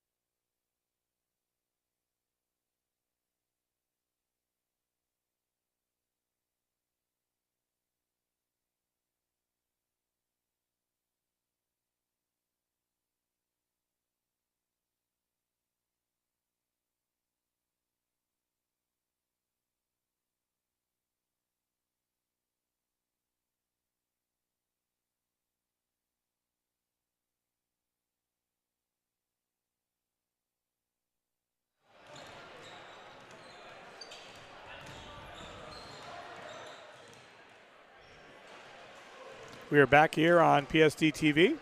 Al DeCarlo alongside Jake Bucci and Brooklyn Lucas. See, Brooklyn's in the house. She scores 10, and Brooklyn has the feel to be in the booth. It feels pretty good. I'm not going to lie. I always listen, so it's cool to be in here. Well, we get Brooklyn in. We'll have her thoughts throughout, and we will look at this game at the same time. And, Jake, let's first start with the keys to the game. Yeah, you know, I mean, Saucon Valley really needs to own the paint. They've got a lot of size, and they need to use it. I mean, we talked a little bit about Will Anderson earlier, and he's really the main big for Palisades here. But, you know, Saucon's got a lot of big players, and they need to own the paint, but then also locate the shooters at the same time. And then they need to communicate in their transition defense. You look at the two coaches, Brett Snyder in his third year, 56 and 22. Chris Berrier in his first year at the helm. Jack Robertson, we talked about him in the Open. He scored his 1,000 point against Northwestern Lehigh earlier this year. I mean, numbers don't lie, right? You're averaging 16 points. He's got 28 three-pointers, 8 rebounds a game. He really is the motor of this team, and he's a good free throw shooter as well. For the most part, when you look at these teams, you know, we'll see. I always say, you know, when you get towards the playoffs, those free throw shooters have to start playing well and shooting well. And I've noticed a lot of free throw shooting has been poor this year more than years past, so we'll see what happens. For Palisades, Will Anderson, we highlight him. You mentioned 6'5". He's going to have his hands full, but he's got to be a player that steps up tonight.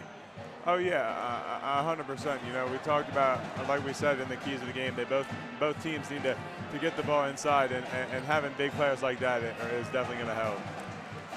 Brooklyn, what is it about senior night that makes it so special? I mean, you know, Jake said to me earlier, he said he's so happy that it was boys and girls senior night.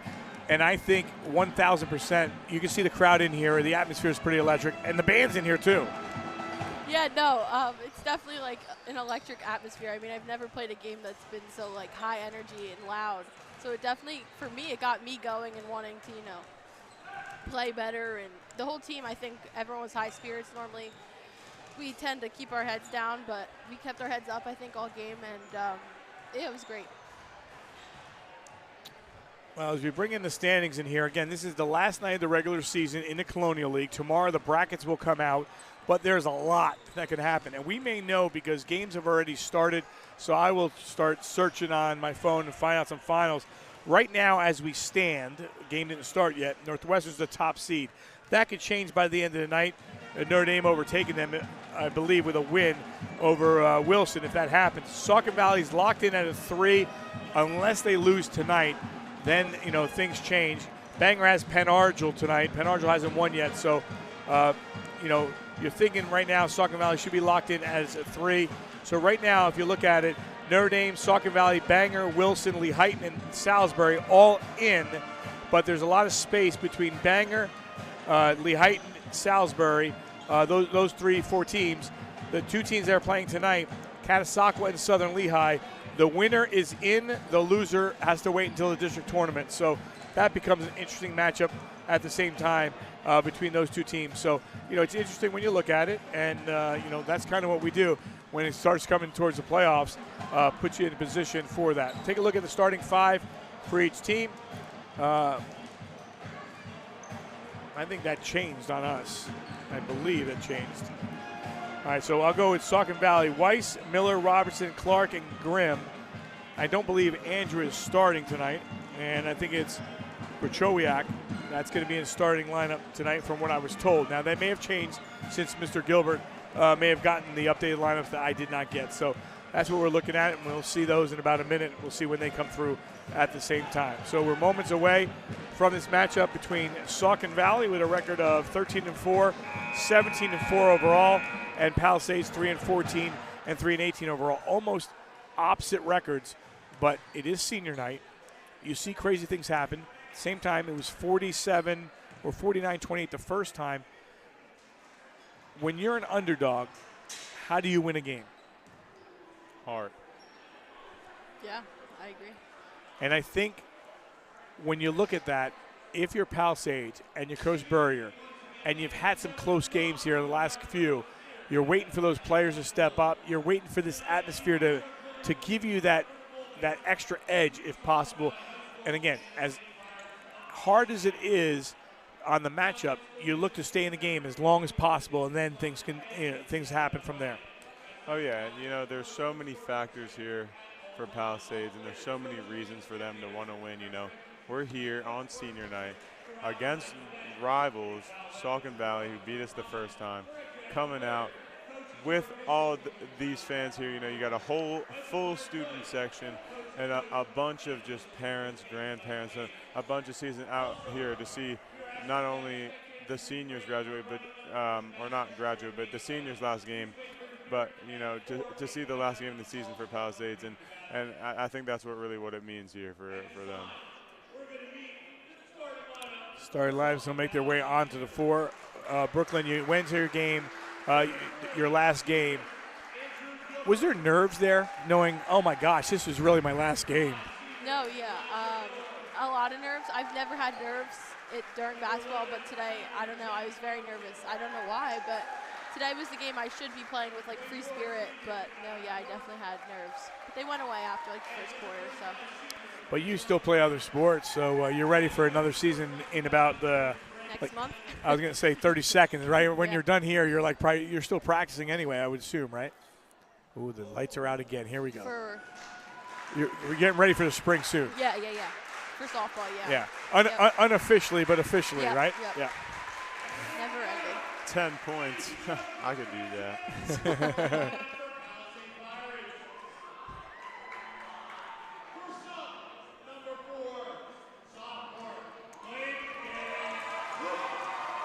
So lineup's coming out. That's tough. I would be starting, but they told me I'm too good.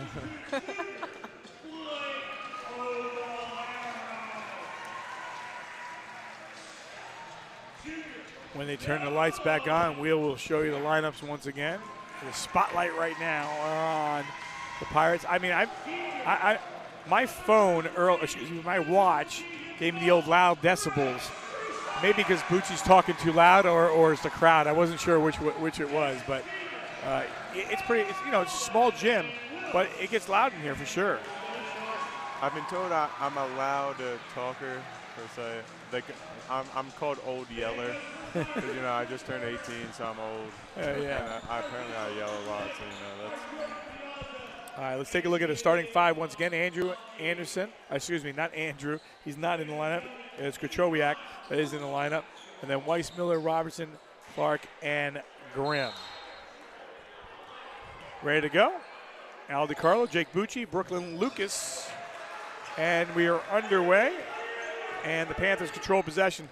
And a lot of people watching tonight because they want to watch the Panthers before the postseason starts. So, while Palisades is looking for an upset here to wake everyone up in the Colonial League, a lot of the coaches are going to be watching this game tonight, just getting their last second look at Saucon Valley via our live stream here on PSD TV. Want to thank Brian Gilbert, as always. They go interior, exterior. And you said something about today being the last day of the Colonial League. Is this Saucon Valley's last game, do we know? Is this just their last Colonial League game? No, last game. Yep, last game, and they will get underway on Friday for the playoffs. That one gets knocked away. First defensive stop. And it's Aguilera. And, Palisades wants to win this game bad.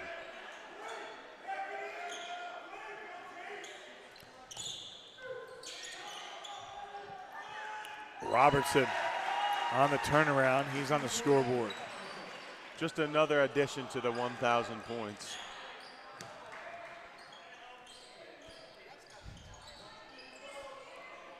Thought about it?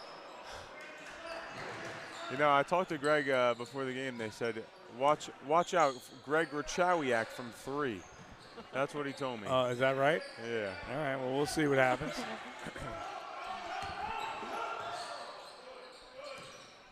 Well, we were here the other night. Aguilera held himself inside, and Riley Andrew got dinged up, so I'm assuming that's why. The reverse coming through with a basket by Gilbert, 4-0. And then a great layup from Gilbert there.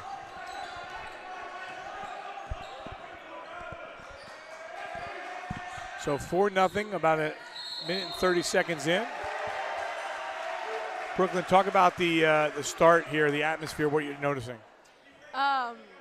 Yeah, this is pretty crazy. I've never, been in a gym that's been so loud and energetic, and having a student section, I think, adds to it. This is a very good start to the game. I can never process how boys move so quickly. Like seeing our games, like I realized we look like we probably move in like slow motion. Like this is crazy to me, but yeah, a lot of jumping and I don't know. Basket by Clark, and Saucon Valley up to a quick start. It's just like that, 6-0. You know, I must say the student section is making me pretty hungry right now.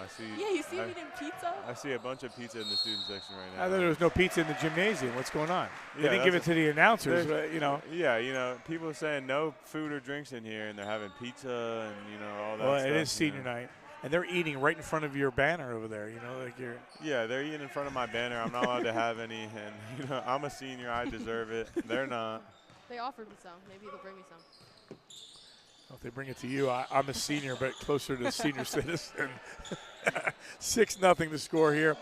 It's been all Panthers, and driving inside, and a whistle. Actually, they get a foul here on Palisades.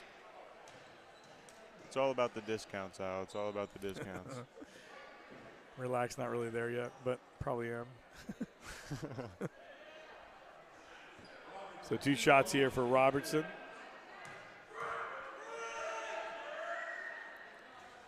And that one is missing. Robertson, I had said, good free throw shooter, is only at 56%, so change that thought. So some of these starters, even on this team, if there's something that you look at Saucon Valley, and I know Coach probably sees that as well, is their free throw percentages at 56, 38, 53. You go into the postseason, and those free throw averages really have to move upward. Yeah, and I was going to ask him. I never got to mention it to Coach Brett. But you take away a player like Jack Robertson, and how good is this Saucon Valley team? Like, how big of a difference do you really think he makes? He makes a big difference. He's been doing it for a couple years. He's just a solid player. And then with Clark inside, that gives him the 1-2 tandem.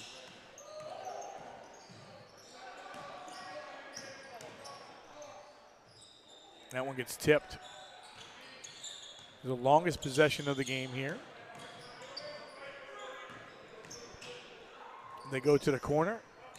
Clark tries to drive inside, 1-on-3, no. Rebound underneath, and that one was taken by Anderson, and he kicks it across and gives it to Trikel. So almost to the midway point of the first half. And Palisades still looking for their first points of the night.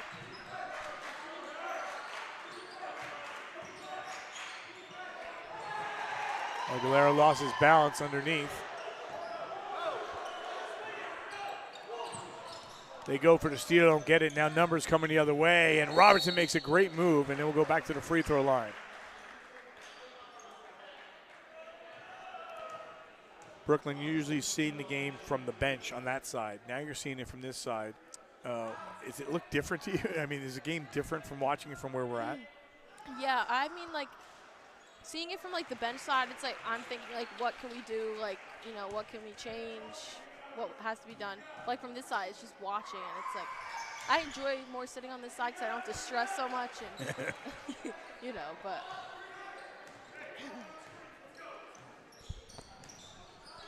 8-0 as we approach the 4-minute mark. First shot from the outside and nailing the triple, his 30th of the year, is Lincoln Cook.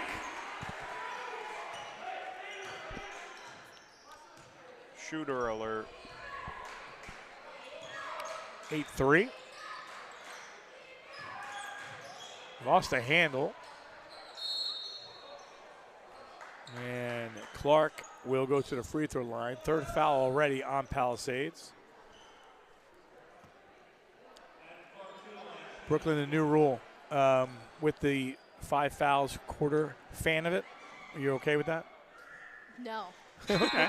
This is why I like honesty. This is why we ask these questions. I mean, my team, we're a very foul-heavy team, so having, 5 per quarter is just, to me, I don't know. Yeah, you're asking It kind somebody. of doesn't help us much. You're asking somebody that gets 4 to 5 fouls a game. I mean, Yeah, I definitely found out probably half the games this season. 9-3, 3:36 on the clock. Glad you could join us here on PSD TV. Al DeCarlo, Jake Bucci, Brooklyn Lucas with you. Saucon Valley maintaining a 6-point advantage. And a nice lay-in by Riley Andrew. you know, I'm not a commentator. I'm just a guy that makes comments on the game. Oh, boy. And?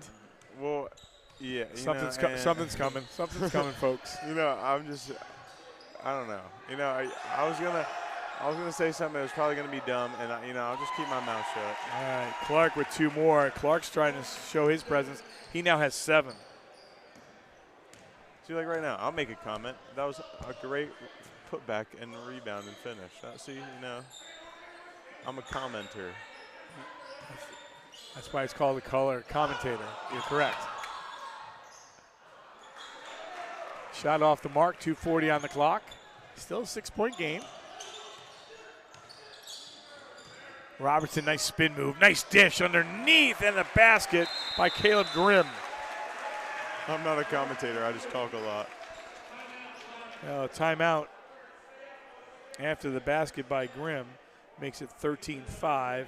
Up by 8 with 2:29 on the clock. So early going in this one.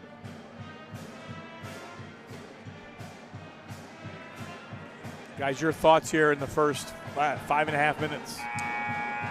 You know, Palisades can play a lot better. I mean, like we said, they need to get to the paint a lot.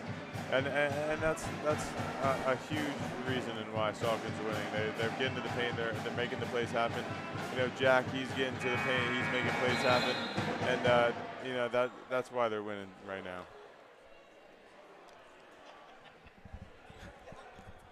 You know this. See, now we're watching. So we have you and I are working here, right? We're working here diligently. We're talking about the pizza on the far side. Brooklyn waved at somebody. I ended up with She's pizza. got pizza. She's making commercials over here. I'm sorry. She's like the mafia. She snapped her fingers. She said, "I want that." And she got Ogalero Wow. back to the game. His 10th three-pointer of the season. A big one there for the Pirates. That makes it 13-8. So 2 minutes on the clock. Now, if I'm being honest with you, I remember last game we saw that there were literally, I think, 0 subs made into the fourth quarter when there was some injuries and some foul trouble. And I think that's going to be another case here. I mean, Grachowiak just got subbed out of the game a couple minutes ago for Riley Andrew. And I think this is going to be your lineup for the rest of the game. Yeah, and Grachowiak was in the lineup because senior night, obviously. But, Riley Andrew got dinged up the game that we did, but obviously he's okay. Yeah. Excuse me, I'm sorry. We talked about that left knee of his. He had a knee brace on it, and he seems to be okay today. And we're kind of just hoping he doesn't ding it on anything or anybody, and he can stay in the game for hopefully the whole thing. Spin move, and the second effort, Ogalero, and here comes Palisades. It's 13-10. Palisades with back-to-back baskets.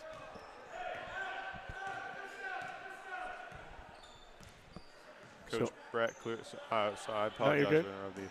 Coach Brett clearly frustrated with Saucon right now. See that guy? Yes, he is that guy. 2 more points for Adam Clark. 15-10. Cook, that one short. Anderson with the rebound on the kick out. 3-point effort. Yes, count it. And they are shooting threes like it is a fly zone, not a no-fly zone. Wow, look at that. Whoa, play on words. 15-13. Saucon Valley up by 2. Final seconds here. 7 seconds on the clock. They'll get a wide open look at a 3. That one doesn't go. Ball loose. A chance here for the Pirates. From half court, no good. Through 1, a 2-point game. Saucon Valley leads 15-13. We'll be back. You're watching PSD TV.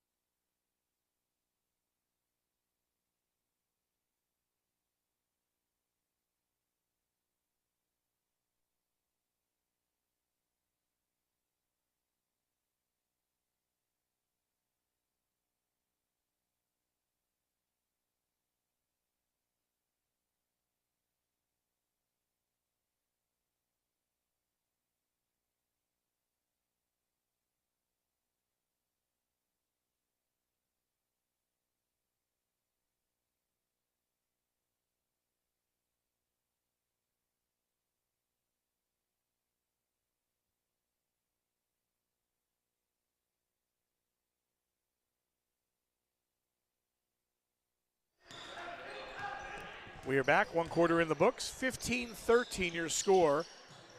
Palisades was down 13-5. However, they made him a battle back there as they finished on an 8-0 run. Jake, your thoughts of the first quarter? You know, I thought it was a really good first quarter for Palisades. It started off really slow, as there's a great shot from Riley Andrew. Started off really slow. They were down, I believe, around 10-0. And, you know, they're coming back here. Riley Andrew makes this next free throw, which he does.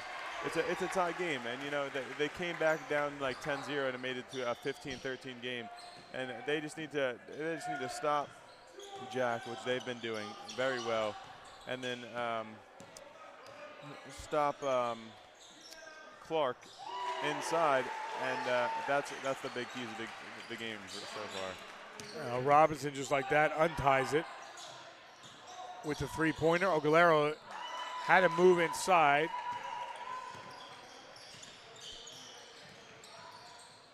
Off the baseline. That one doesn't go. Ball loose. Clark has it. Whistle and a foul.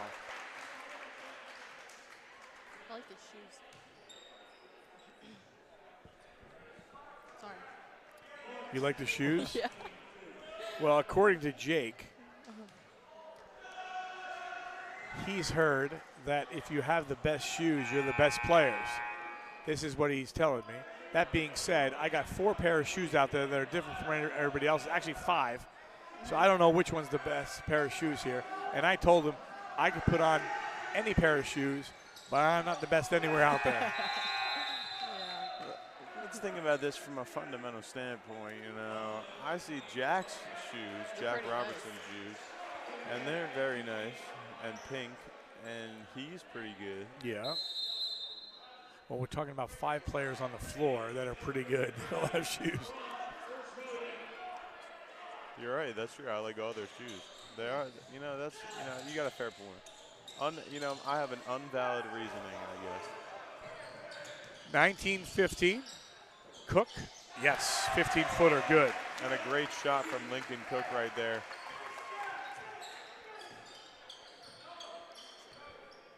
Cuts the gap to 19-17.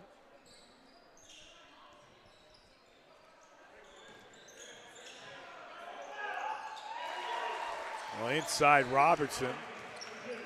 He's got 5 in the quarter, 7 for the game, 21-17. That shot off the mark by Grachowiak and leads to a break coming the other way. Here's Grimm. Grimm missed the easy putt. He'll make that 9 out of 10 times, but he didn't make that on that possession. Driving through the defense, no. Rebound underneath. Yes, count it, Anderson. Palisades has a spark tonight. I don't want to be that guy, but, you know, that should have been a technical foul for the celebration there on Anderson. This is a completely different game since the last time I watched. We had a doubleheader at Saucon, and the game was way farther away than this, almost at halftime. So it's very interesting to watch right now. And I think, Brooklyn, and, you know, stay with this on this one. I think, you know, they always talk about home court advantage and the way it is. I mean, having these fans, there's a tip. Having these fans on every play talking the way they are, it's a difference. Yeah. It makes a difference. For sure. I think Palisades honestly just wants it a lot right now. So the Pirates call a timeout here with 5:38 left.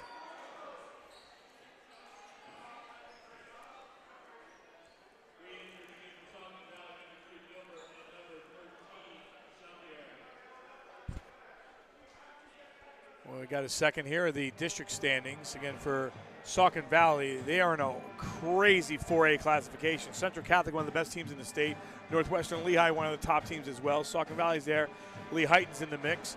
Wilson, Salisbury, Panther Valley, depending on what happens. And then the 3A classification, obviously Palisades not getting in, but those 4 teams, Mahonai area right now, lights out. That's going to be an interesting 3A class. As far as, you know, you see what's going on here. A loss to Wilson way back coming out of New Year's, and since then, no losses the rest of the way for Saucon Valley. So You know, right now, if you're Palisades, who lost 49-28 on the 11th, you're playing lights out in a game. You know, you've only won that one game against Northern Lehigh in a while since the Penn Argyl game before Christmas.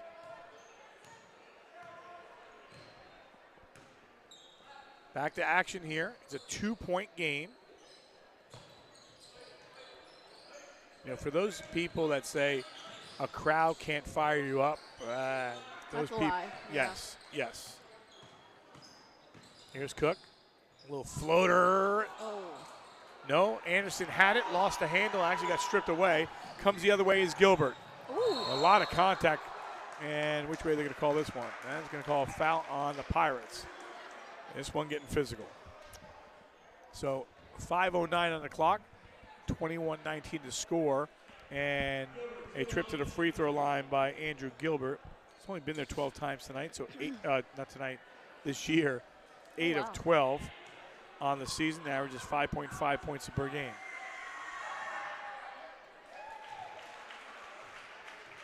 Makes the first. He's only been there 8 times tonight in the second quarter.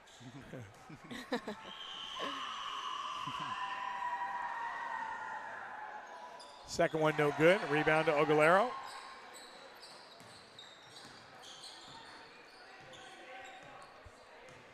Three minutes into quarter number 2. And, you know, I know we talked a lot about the role players being the ones that are most important, but you also got to think about the role players on defense. You know, a lot of the role players on defense right now for Palisades are what are keeping them in this game right now, you know, only being down 3. They're playing terrific defense. Yeah, they are. Coach Snyder off his feet, not happy with some of the calls here, and he let the officials know it. But you got to be careful in a game like this. It's been a lot of collisions, and they've been calling it that way. And that was really a frustration foul there from Jack. You can see it, you could hear it, and you can just feel the tension in the air between these two teams right now.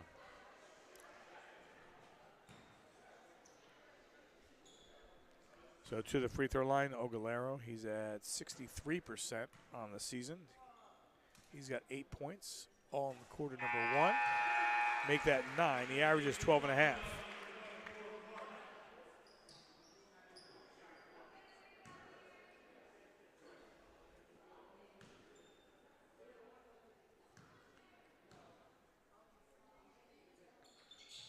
Second one is good. Now with 10.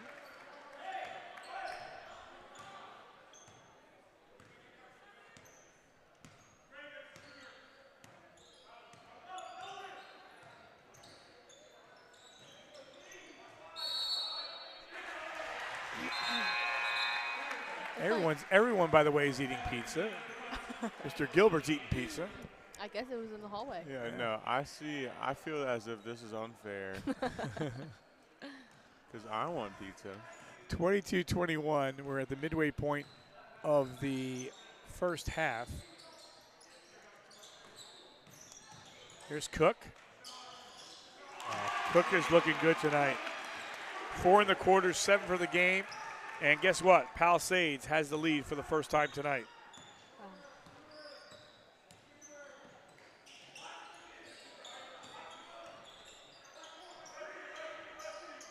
Brooklyn, you said you didn't see this the first time.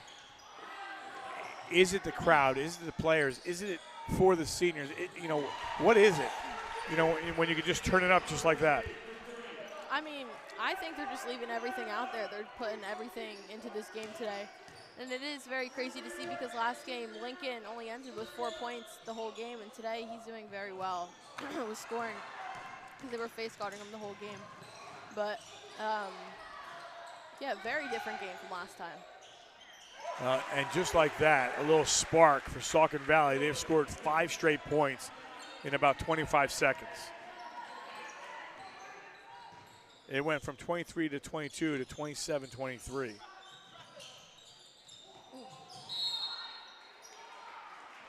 Brooklyn, how do you feel about Lincoln Cook being a sophomore? You know, averaging 14.9 points. He has 29 threes on the season. I think 31 now. He made 2.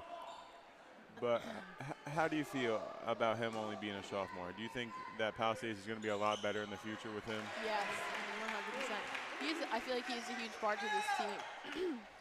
And the fact that he's only a sophomore, he can only go up from here. So, yeah. Well, he just went up from there because he scored 2 more. Yeah. 27-25. Nice pass inside, count it, for Clark. Clark's got a dozen. And he is just so good. There's no stopping him on the interior. Him and number 35, Caleb Grimm. I played against Caleb for a decent amount of time, and he is very, very good on the defensive side of the ball. Grimm missed some time. It was a great shot from Anderson, just doesn't go. So it's 29-25 here as we approach the 2-minute mark. And Robertson sent that one across like a jetliner. That was fast. If you had those special shoes, you would have been able to get that one, Jake. My special rebounding shoes. Again, the tournament for the Colonial League, boys and girls, was moved from Saturday to Friday because of impending weather possibilities.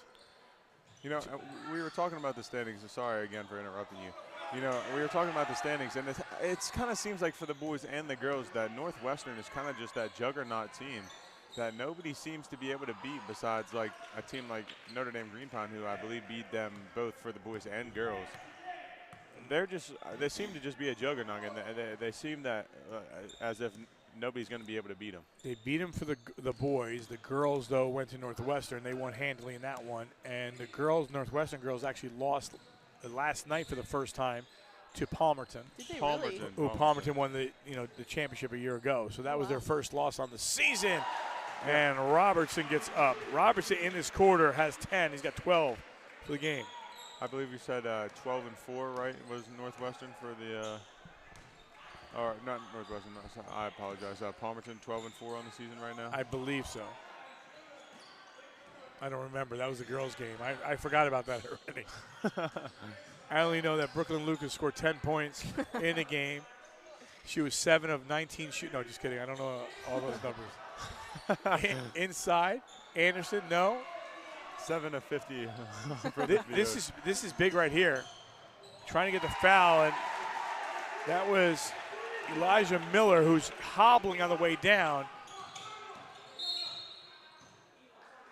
And Elijah Miller, I remember last year he was one of the better shooters on the team. I guess just not having one of the best seasons, but he's one of the better ball handlers on the Saucon Valley team.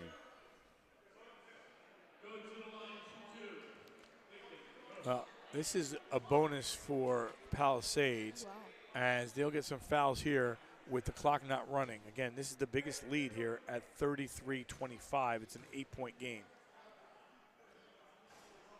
Cook misses the first one. He's at 71%. And clearly frustrated, hits it right back to the referee.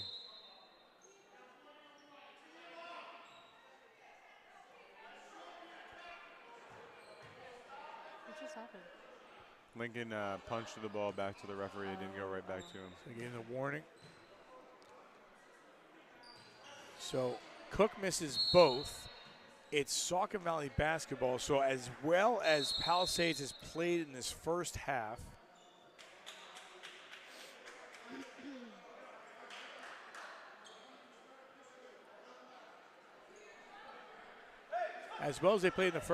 they're down by 8, and it could be more depending on this possession. So this is really crucial. If you're Palisades, you want a big defensive stop. Even if you don't score, you just don't want them to score. And if you're Saucon Valley, Coach Snyder knows, hey, let's get some momentum going in the locker room. Final 13 seconds. A little bit of confusion there. 5 seconds on the clock. They'll send out to Robertson. Robertson from long range 3, doesn't hit it. 33-25, an 8-point game in favor of Saucon Valley at the half. We'll take a break, be back with more action. You're watching PSD TV.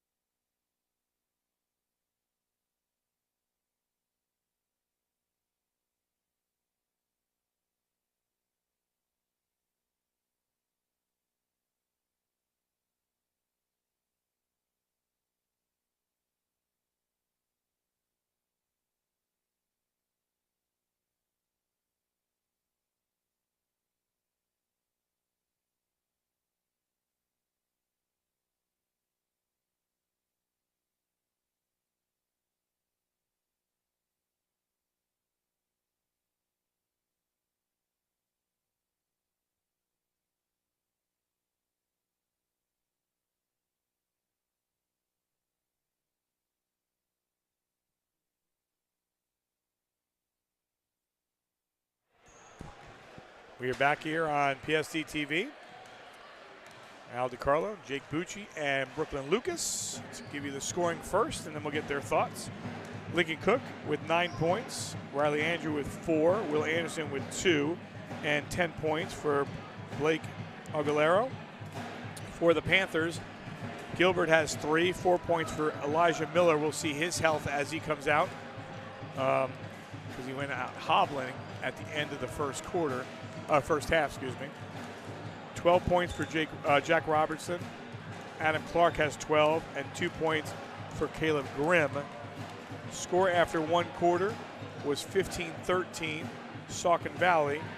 The Pirates took the lead 23-22, but it's 33-25 at the half. And Brooklyn, start with your thoughts of the first half. It was a very close game. I mean, both teams are playing very well, and especially like the Pirates, they like really picked up their game, and they you can clearly tell they want this win. Yeah, very close game. Jake? I 100% agree with that, Brooklyn. You know, I mean, they definitely want to win the game. Like, they're trying a lot harder. Like, from what I've seen, they're trying a lot harder than they are in other games. I mean, don't get me wrong, they try hard, but they really want this. It's senior night. They want to win for their guys, and so they're playing to the best of their ability. Yeah, a good sign for Saucon Valley. Elijah Miller is out here, and he's popping home some threes. So I think either they taped him up or he's okay. He just gave a thumbs up as well. One of the scores that we mentioned out there that we wanted to share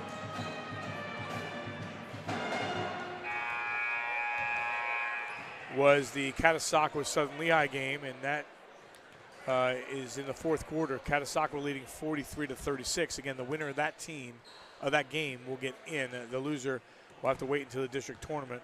Also waiting on the score from Notre Dame and Wilson. And again, if we get any scores, we'll send those out to you so you'll have those scores. The brackets will be out by noon at the latest, I believe, tomorrow. And again, they're moved from Saturday to Friday because of potential weather situations on Saturday. That being said, it should be an interesting tournament both on the boys and girls side coming in. And you look at the Saucon Valley Panther team right now, while they have their hands full.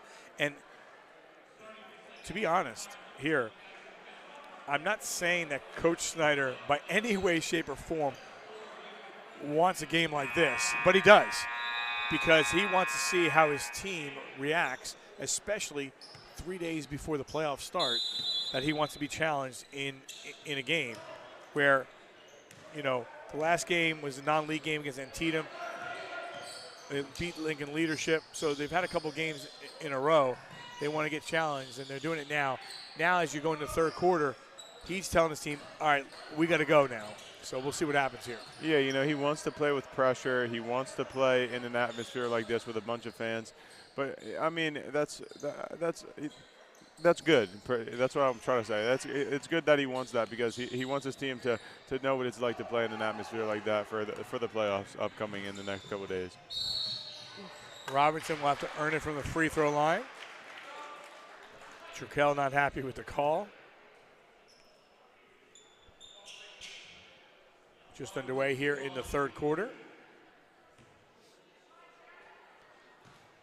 Robertson, again, at 56%, makes his first free throw of the night.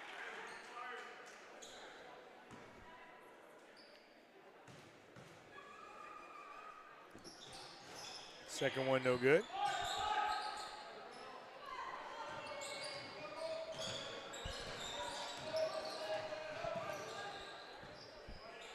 Actually, he had a couple there. I think I missed a couple free throws. He's at 15. I had him at 12. I think I was dozing because I was watching you guys eat pizza. Drive inside. Andrew. That was a wide open lane for Andrew. I'm just saying a couple more inches on Riley's arms or his vertical, and that's a dunk. Feet underneath. Clark, no. Rebound, no. Here's Turkel. Spinning, nothing there. setting back.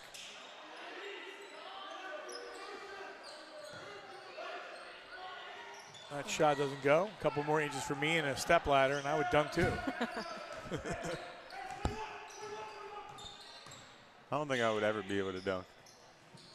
Hey, you can. Just lower the rim. It's not that hard. I do it with my kids all the time. Lower it down to 8 feet, you're good.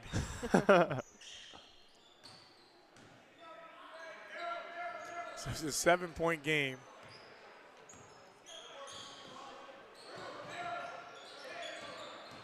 Yeah, by the way, Elijah Miller is moving. I think he's okay.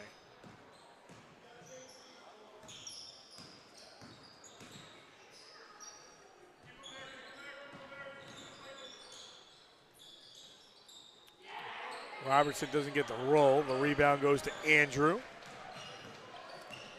Here's Cook. And they move so quickly that I just don't understand how they don't just roll their ankle all the time or something like that. They like Lincoln. That jump stop right there. That was like impeccable. How his ACLs just didn't collapse. That one taken away. Aguilera had it, lost it. Here comes Robertson. 4-on-2 coming the other way. Robertson with a spin move in the dish. Yes, and one to Andrew Gilbert. And that's just quality basketball right there. You thought on one end Palisades was going to get the 2 points, and instead it comes down for a basket. I'm just saying now, the player with the best shoes made that pass. We're back to that again, huh? Best shoes, and he made the best play. I don't know. It seems my theory's back in order. I think you're right. And struggling from the free throw line. 36-27. So Palisades' biggest deficit is now 9. And that one taken right away. Al, does it shock you that Jack Robertson, a player like him, isn't going anywhere for basketball? No. It doesn't shock you? No. No, because he's deciding, at this point, he's deciding that he just wants to enjoy college. And there's a lot of people that, and a lot of athletes that sometimes, I said my nephew did the same thing. He got to the state finals for soccer, and he wanted to go to Penn State and play intramurals and enjoy himself there. You know, I mean, honestly, that's fair. He enjoyed himself in high school, did what he could, played absolutely fantastic, and now he just wants to enjoy life. And, you know, that's all you can ask for. 38-27, an 11-point game with 4 minutes on the clock.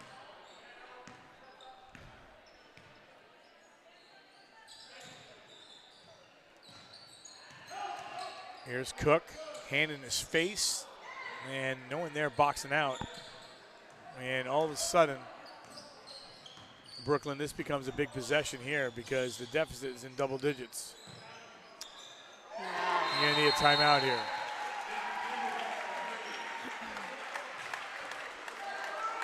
Brooklyn, how do you feel about the third quarter so far? I might as well leave. The game is definitely, I think, slipping away a little more than it has the first half, but I think they could, come back in the next 4 minutes. What have you noticed differently? I'm not too sure. Jake, what have you noticed differently? I've noticed they've come out with a lot more tempo. You know, they came out swinging. That to say the least, that's what happened. Saucon came out wanting to score. They came out bloodthirsty, and that's exactly what they're doing right now. They're scoring the ball, doing whatever they can to get the ball into the hoop. Yep, yeah, doing exactly that. I mean, I think the intensity has changed. I think in games like this, the Pirates were on fire in the first half, and you guys both said it on a couple of occasions. Wow, what a difference! This is, what are we seeing here? And what Saucon Valley just took out in 4 minutes, took out the crowd. The crowd's quiet. The band is quiet as well. Well, and it's all of a sudden 41-27, a 14-point lead. And if you're Palisades, you want to close into this gap here and don't build a bigger deficit than you are, because Saucon Valley, once they get on a roll, they're really, really good. You know, Al, knowing you, I think you wanted that band to stop, because I heard you say they were playing the Eagles fight song, you know, you being a Giants fan. Yeah, I don't know why they were playing that kind of music in here. It's a basketball game. Nice baseline jumper by Trikel. But no, yeah, I 100% agree with you on the fans, and you know, the fans are a huge factor in the game. You know, they don't have fans, they lose confidence, and they lose confidence, they lose the basketball game. And if they just played with that intensity, they played with the confidence in the fans. If the fans were just up on their feet the whole time, intense, this game is a lot different. But you know, the atmosphere could change everything. Here's Cook. Nice look underneath. Aguilera saw an opening, and he'll get tagged with a foul. That's the first foul in the third quarter on Saucon Valley.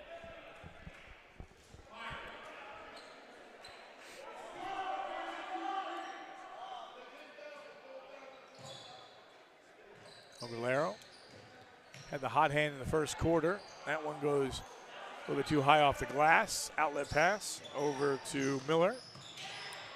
I heard you rhyming there a little bit. Outlet pass off the glass. Who? Yeah, I didn't think I did that, but A modern day artist. yeah. Clark with the basket.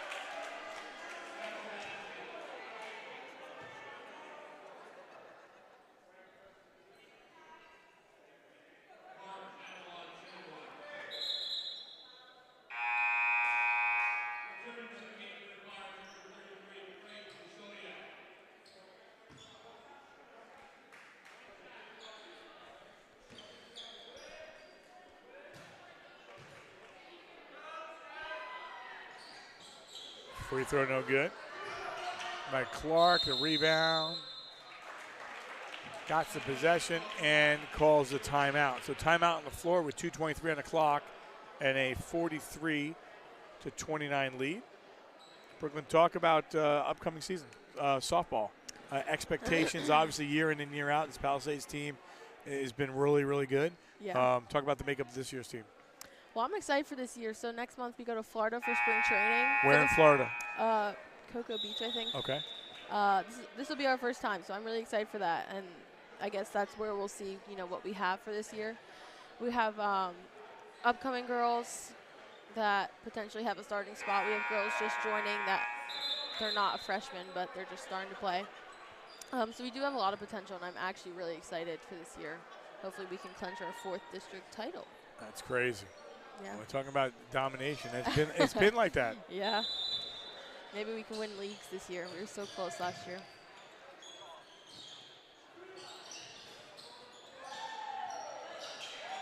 So back to action here. In traffic, Clark changes hands. No, ball loose. They battle for it. They're letting them play here. We'll get a jump ball, possession arrow to the Pirates.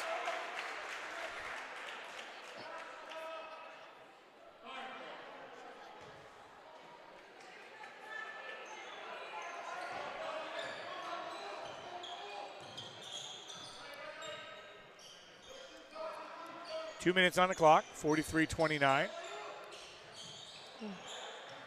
That ball thrown away.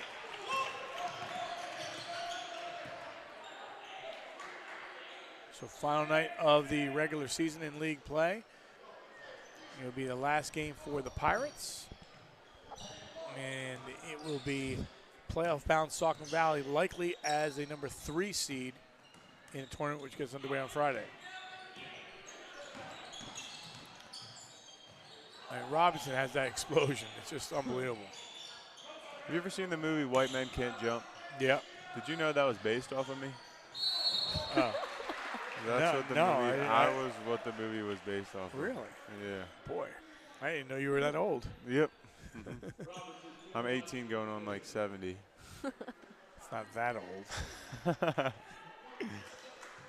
So Robinson to the free throw line. Makes one. He's got 16 on the night.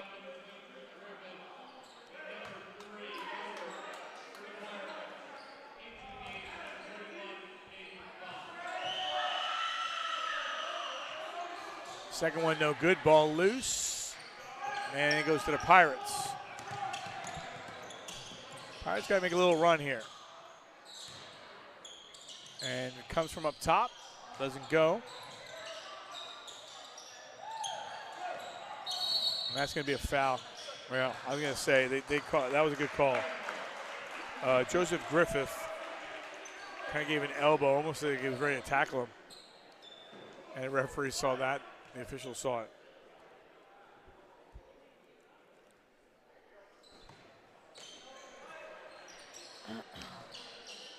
A minute and change on the clock. Cooking a little fade, no.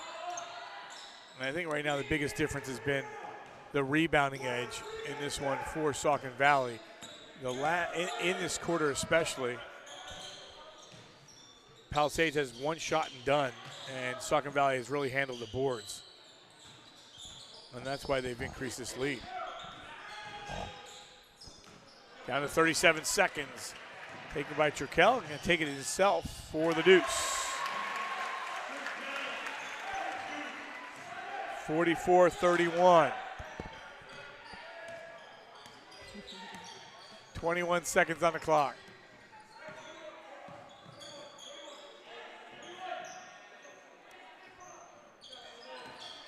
A 13-point lead for Saucon Valley. Al, did you ever get to see Bobby Snyder or what's her name, Brandon Fox play at all?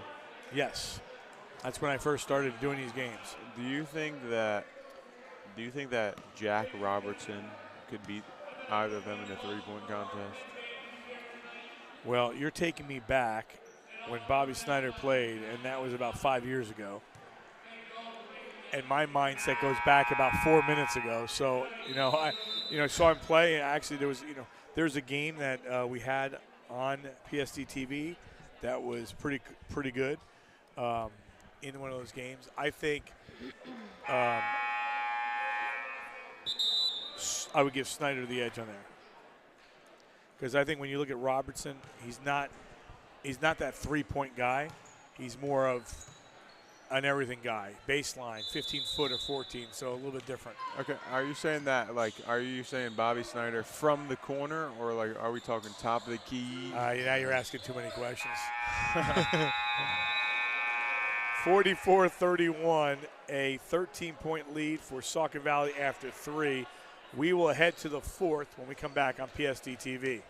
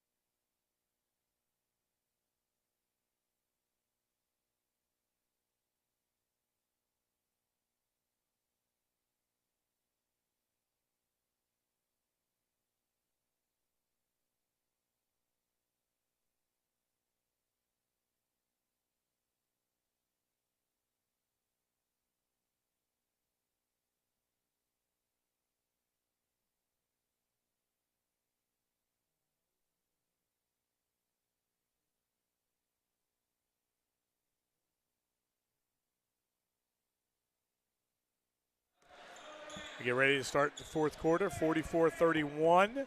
That quarter was really all Saucon Valley.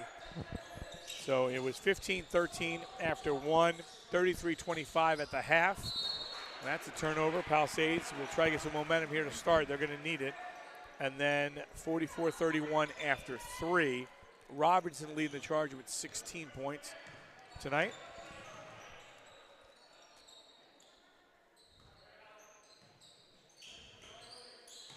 I'm ready for. Here's Turkel. Go ahead. I'm ready for a adventureful. What am I trying to? I'm trying to think of a word that I can't think of right now. Oh, an action-packed 4th quarter. Action-packed. Yeah. So on the free throw line is Andrew, misses the first.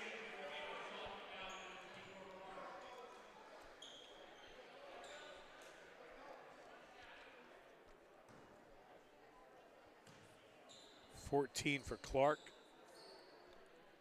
And 1 of 2 here for Andrew. He now has 7. And it's a 12-point game. So, guys, while you guys are eating Tootsie Rolls, the last thing broadcasters are supposed to do, eat Tootsie Rolls while they're broadcasting or have anything in their mouth. Palisades is starting to make a little run here. Over to Cook. And Saucon Valley may have to bang a timeout here, or they're going to wait a second. As Cook, with that basket, now has 11, and the lead is 10.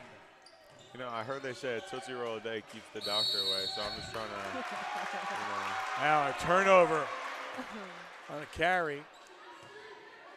You know, 44-34. Yes. I see that they've gone on this run ever since we've gotten our Tootsie Rolls, and you seem to be dissing them. And I don't. I love Tootsie Rolls. I'll eat them on the way home.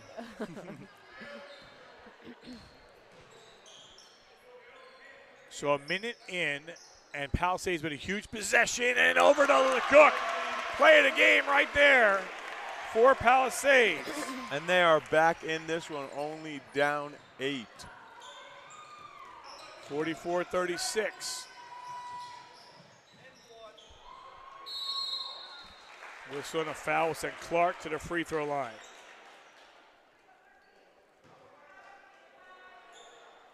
So it came out ablazing here for Chris Barrier's Palisades Pirates.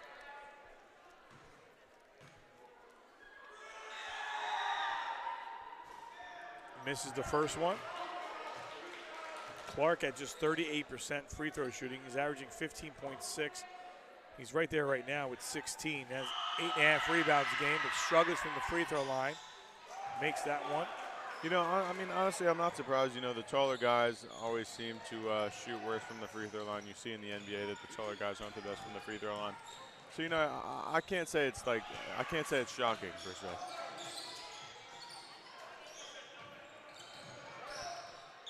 Ooh, That one taken away. Ogalero. Palisades has a little spark here. 45-38, down by 7, closest they've been in a while with 6 minutes on the clock.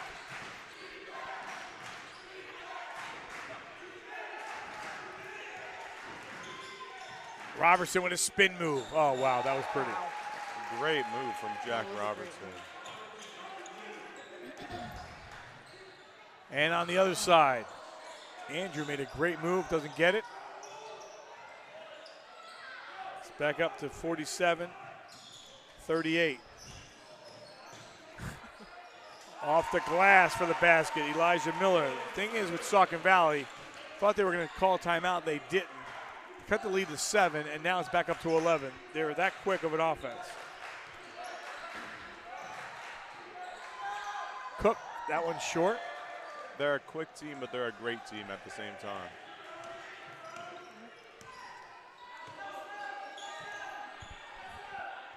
I think what's so good about them, they're quick and effective. Instead of quick and just throwing up some sloppy shot. They're quick, but they get open shots. Miller stepped before he dribbled.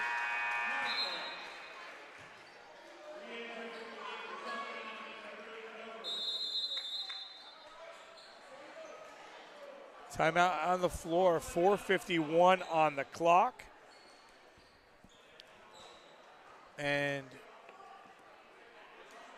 this fourth quarter pretty interesting as Palisades come out with a couple baskets by Cook, one basket by Ogalero. And as far as our broadcast booth is concerned, we got some dentists coming over soon because we've had about 43 Tootsie Rolls eaten between the two of these announcers. You know, I must say, I have not had a cavity in a very long time. Well, call me next Tuesday.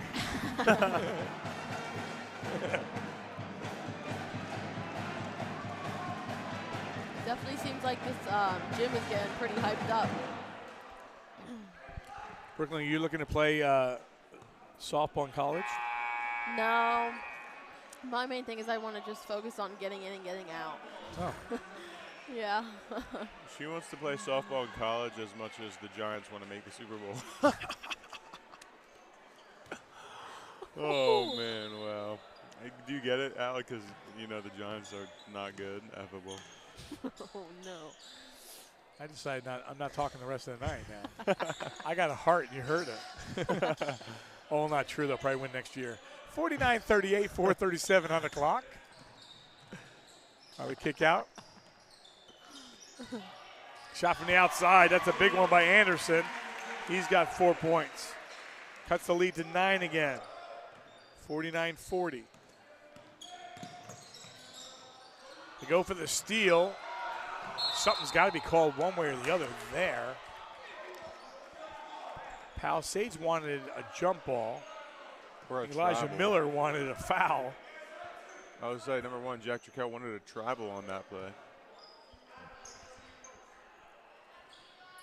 Midway point of the fourth quarter. Nice look underneath to Clark. Clark's got 5 in the quarter, 19 for the game.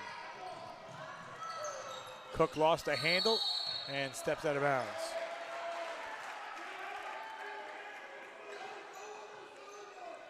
You know what they say, if you step out of bounds once, you stepped out of bounds. Okay. All right. That's what they say. Okay. Well, what I could say here is we know, I'll tell you after this possession. 3:45 on the clock, and Saucon Valley back up to an 11-point lead. We just know. That's it. No, it's a score. Just give me a second. Here's Robertson. That went a little bit too hard off the glass. Palisades with the basketball. Over to Cook. And Cook, no. And again, one shot and done.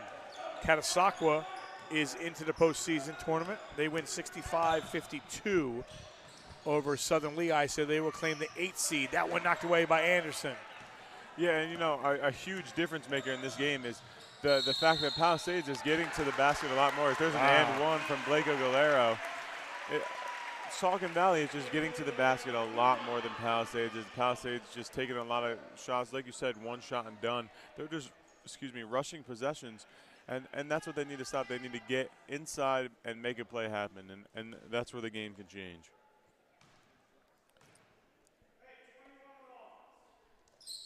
Aguilera now with 15 points on the night. And it's 51-43.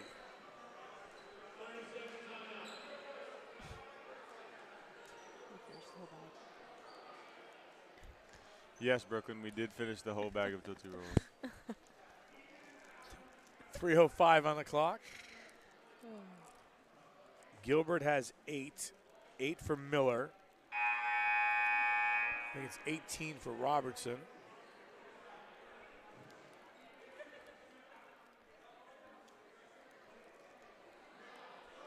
And Clark with 14.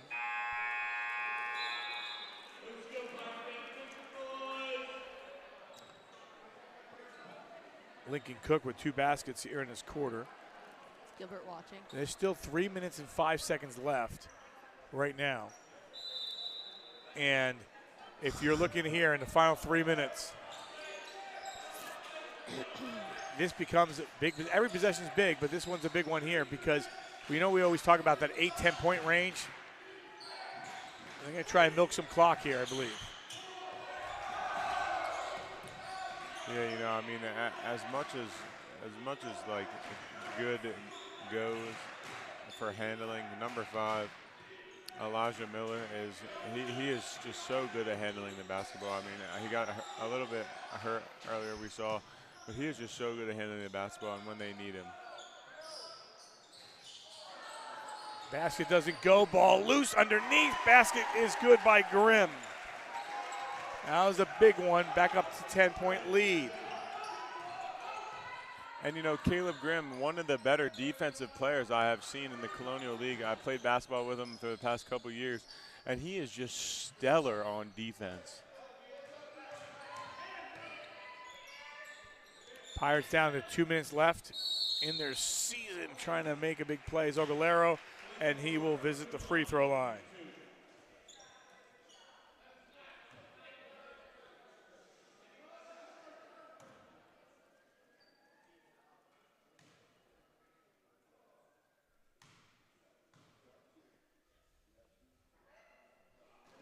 Misses on the free throw.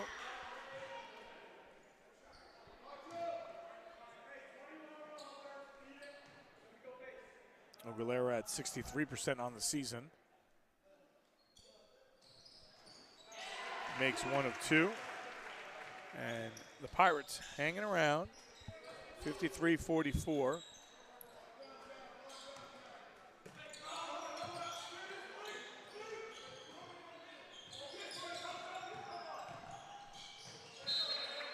This remains Saucon Valley basketball.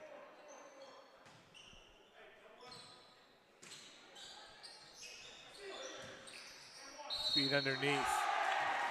There's Clark. He's got 17 and will make a trip to the free throw line once again. Again, the 6'5" frame, he's showing that all night long. Riley just fell out.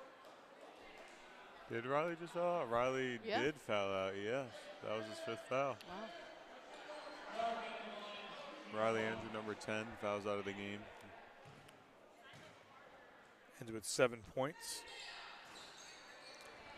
A rebound goes to Cook.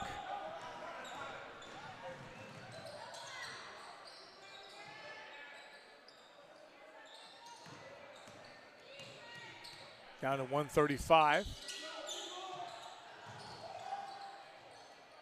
Feet underneath. Aguilera trying to battle underneath to try to make something happen. Doesn't get the call. That ball loose. Down to 120.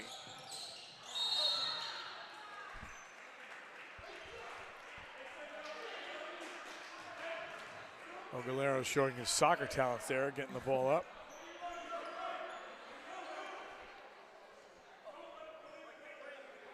That's the 4th foul on the Pirates.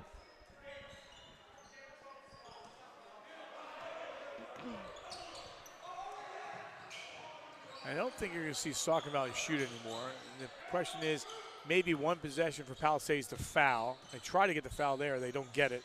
Ball gets loose underneath. And as they say all that, it ends up being 2 more for Clark, and he has 19. And Palisades going to send this one to the corner. That one rims out. Ball loose underneath. And then this should wind down the Clark. Yeah, and Grachowiak to be subbed in for his final basketball game of his senior year.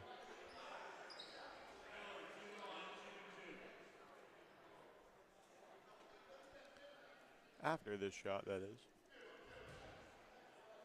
15-13 after 1 quarter of play, 33-25 at the half in a tight game throughout where Palisades took the lead 23-22. 44-31, they built a 13-point lead after 3. And then Palisades cut the lead to 7, but Saucon Valley, as they will empty the bench as well.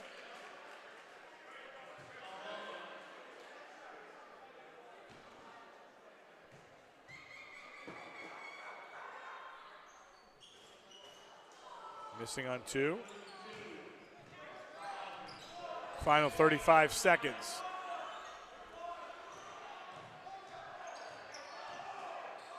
Gowiak. And the effort afterwards by Anderson. Anderson has 6. This should wind down the clock. That one gets knocked away. Aguilera is going to like that one. But Coach Snyder is going to enjoy the final score. 57-46.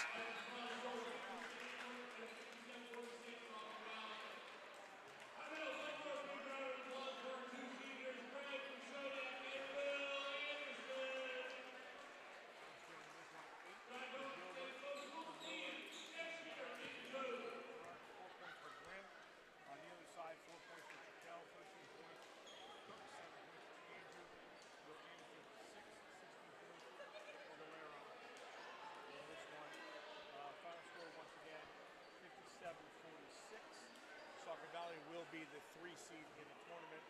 And Brooklyn, your final thoughts on this one?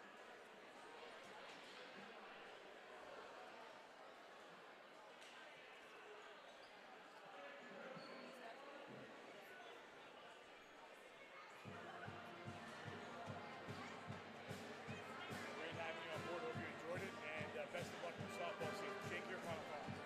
Yeah, I thought it was a really great game from both teams. I mean, obviously a lot closer than the last game, but I thought it was a really good game.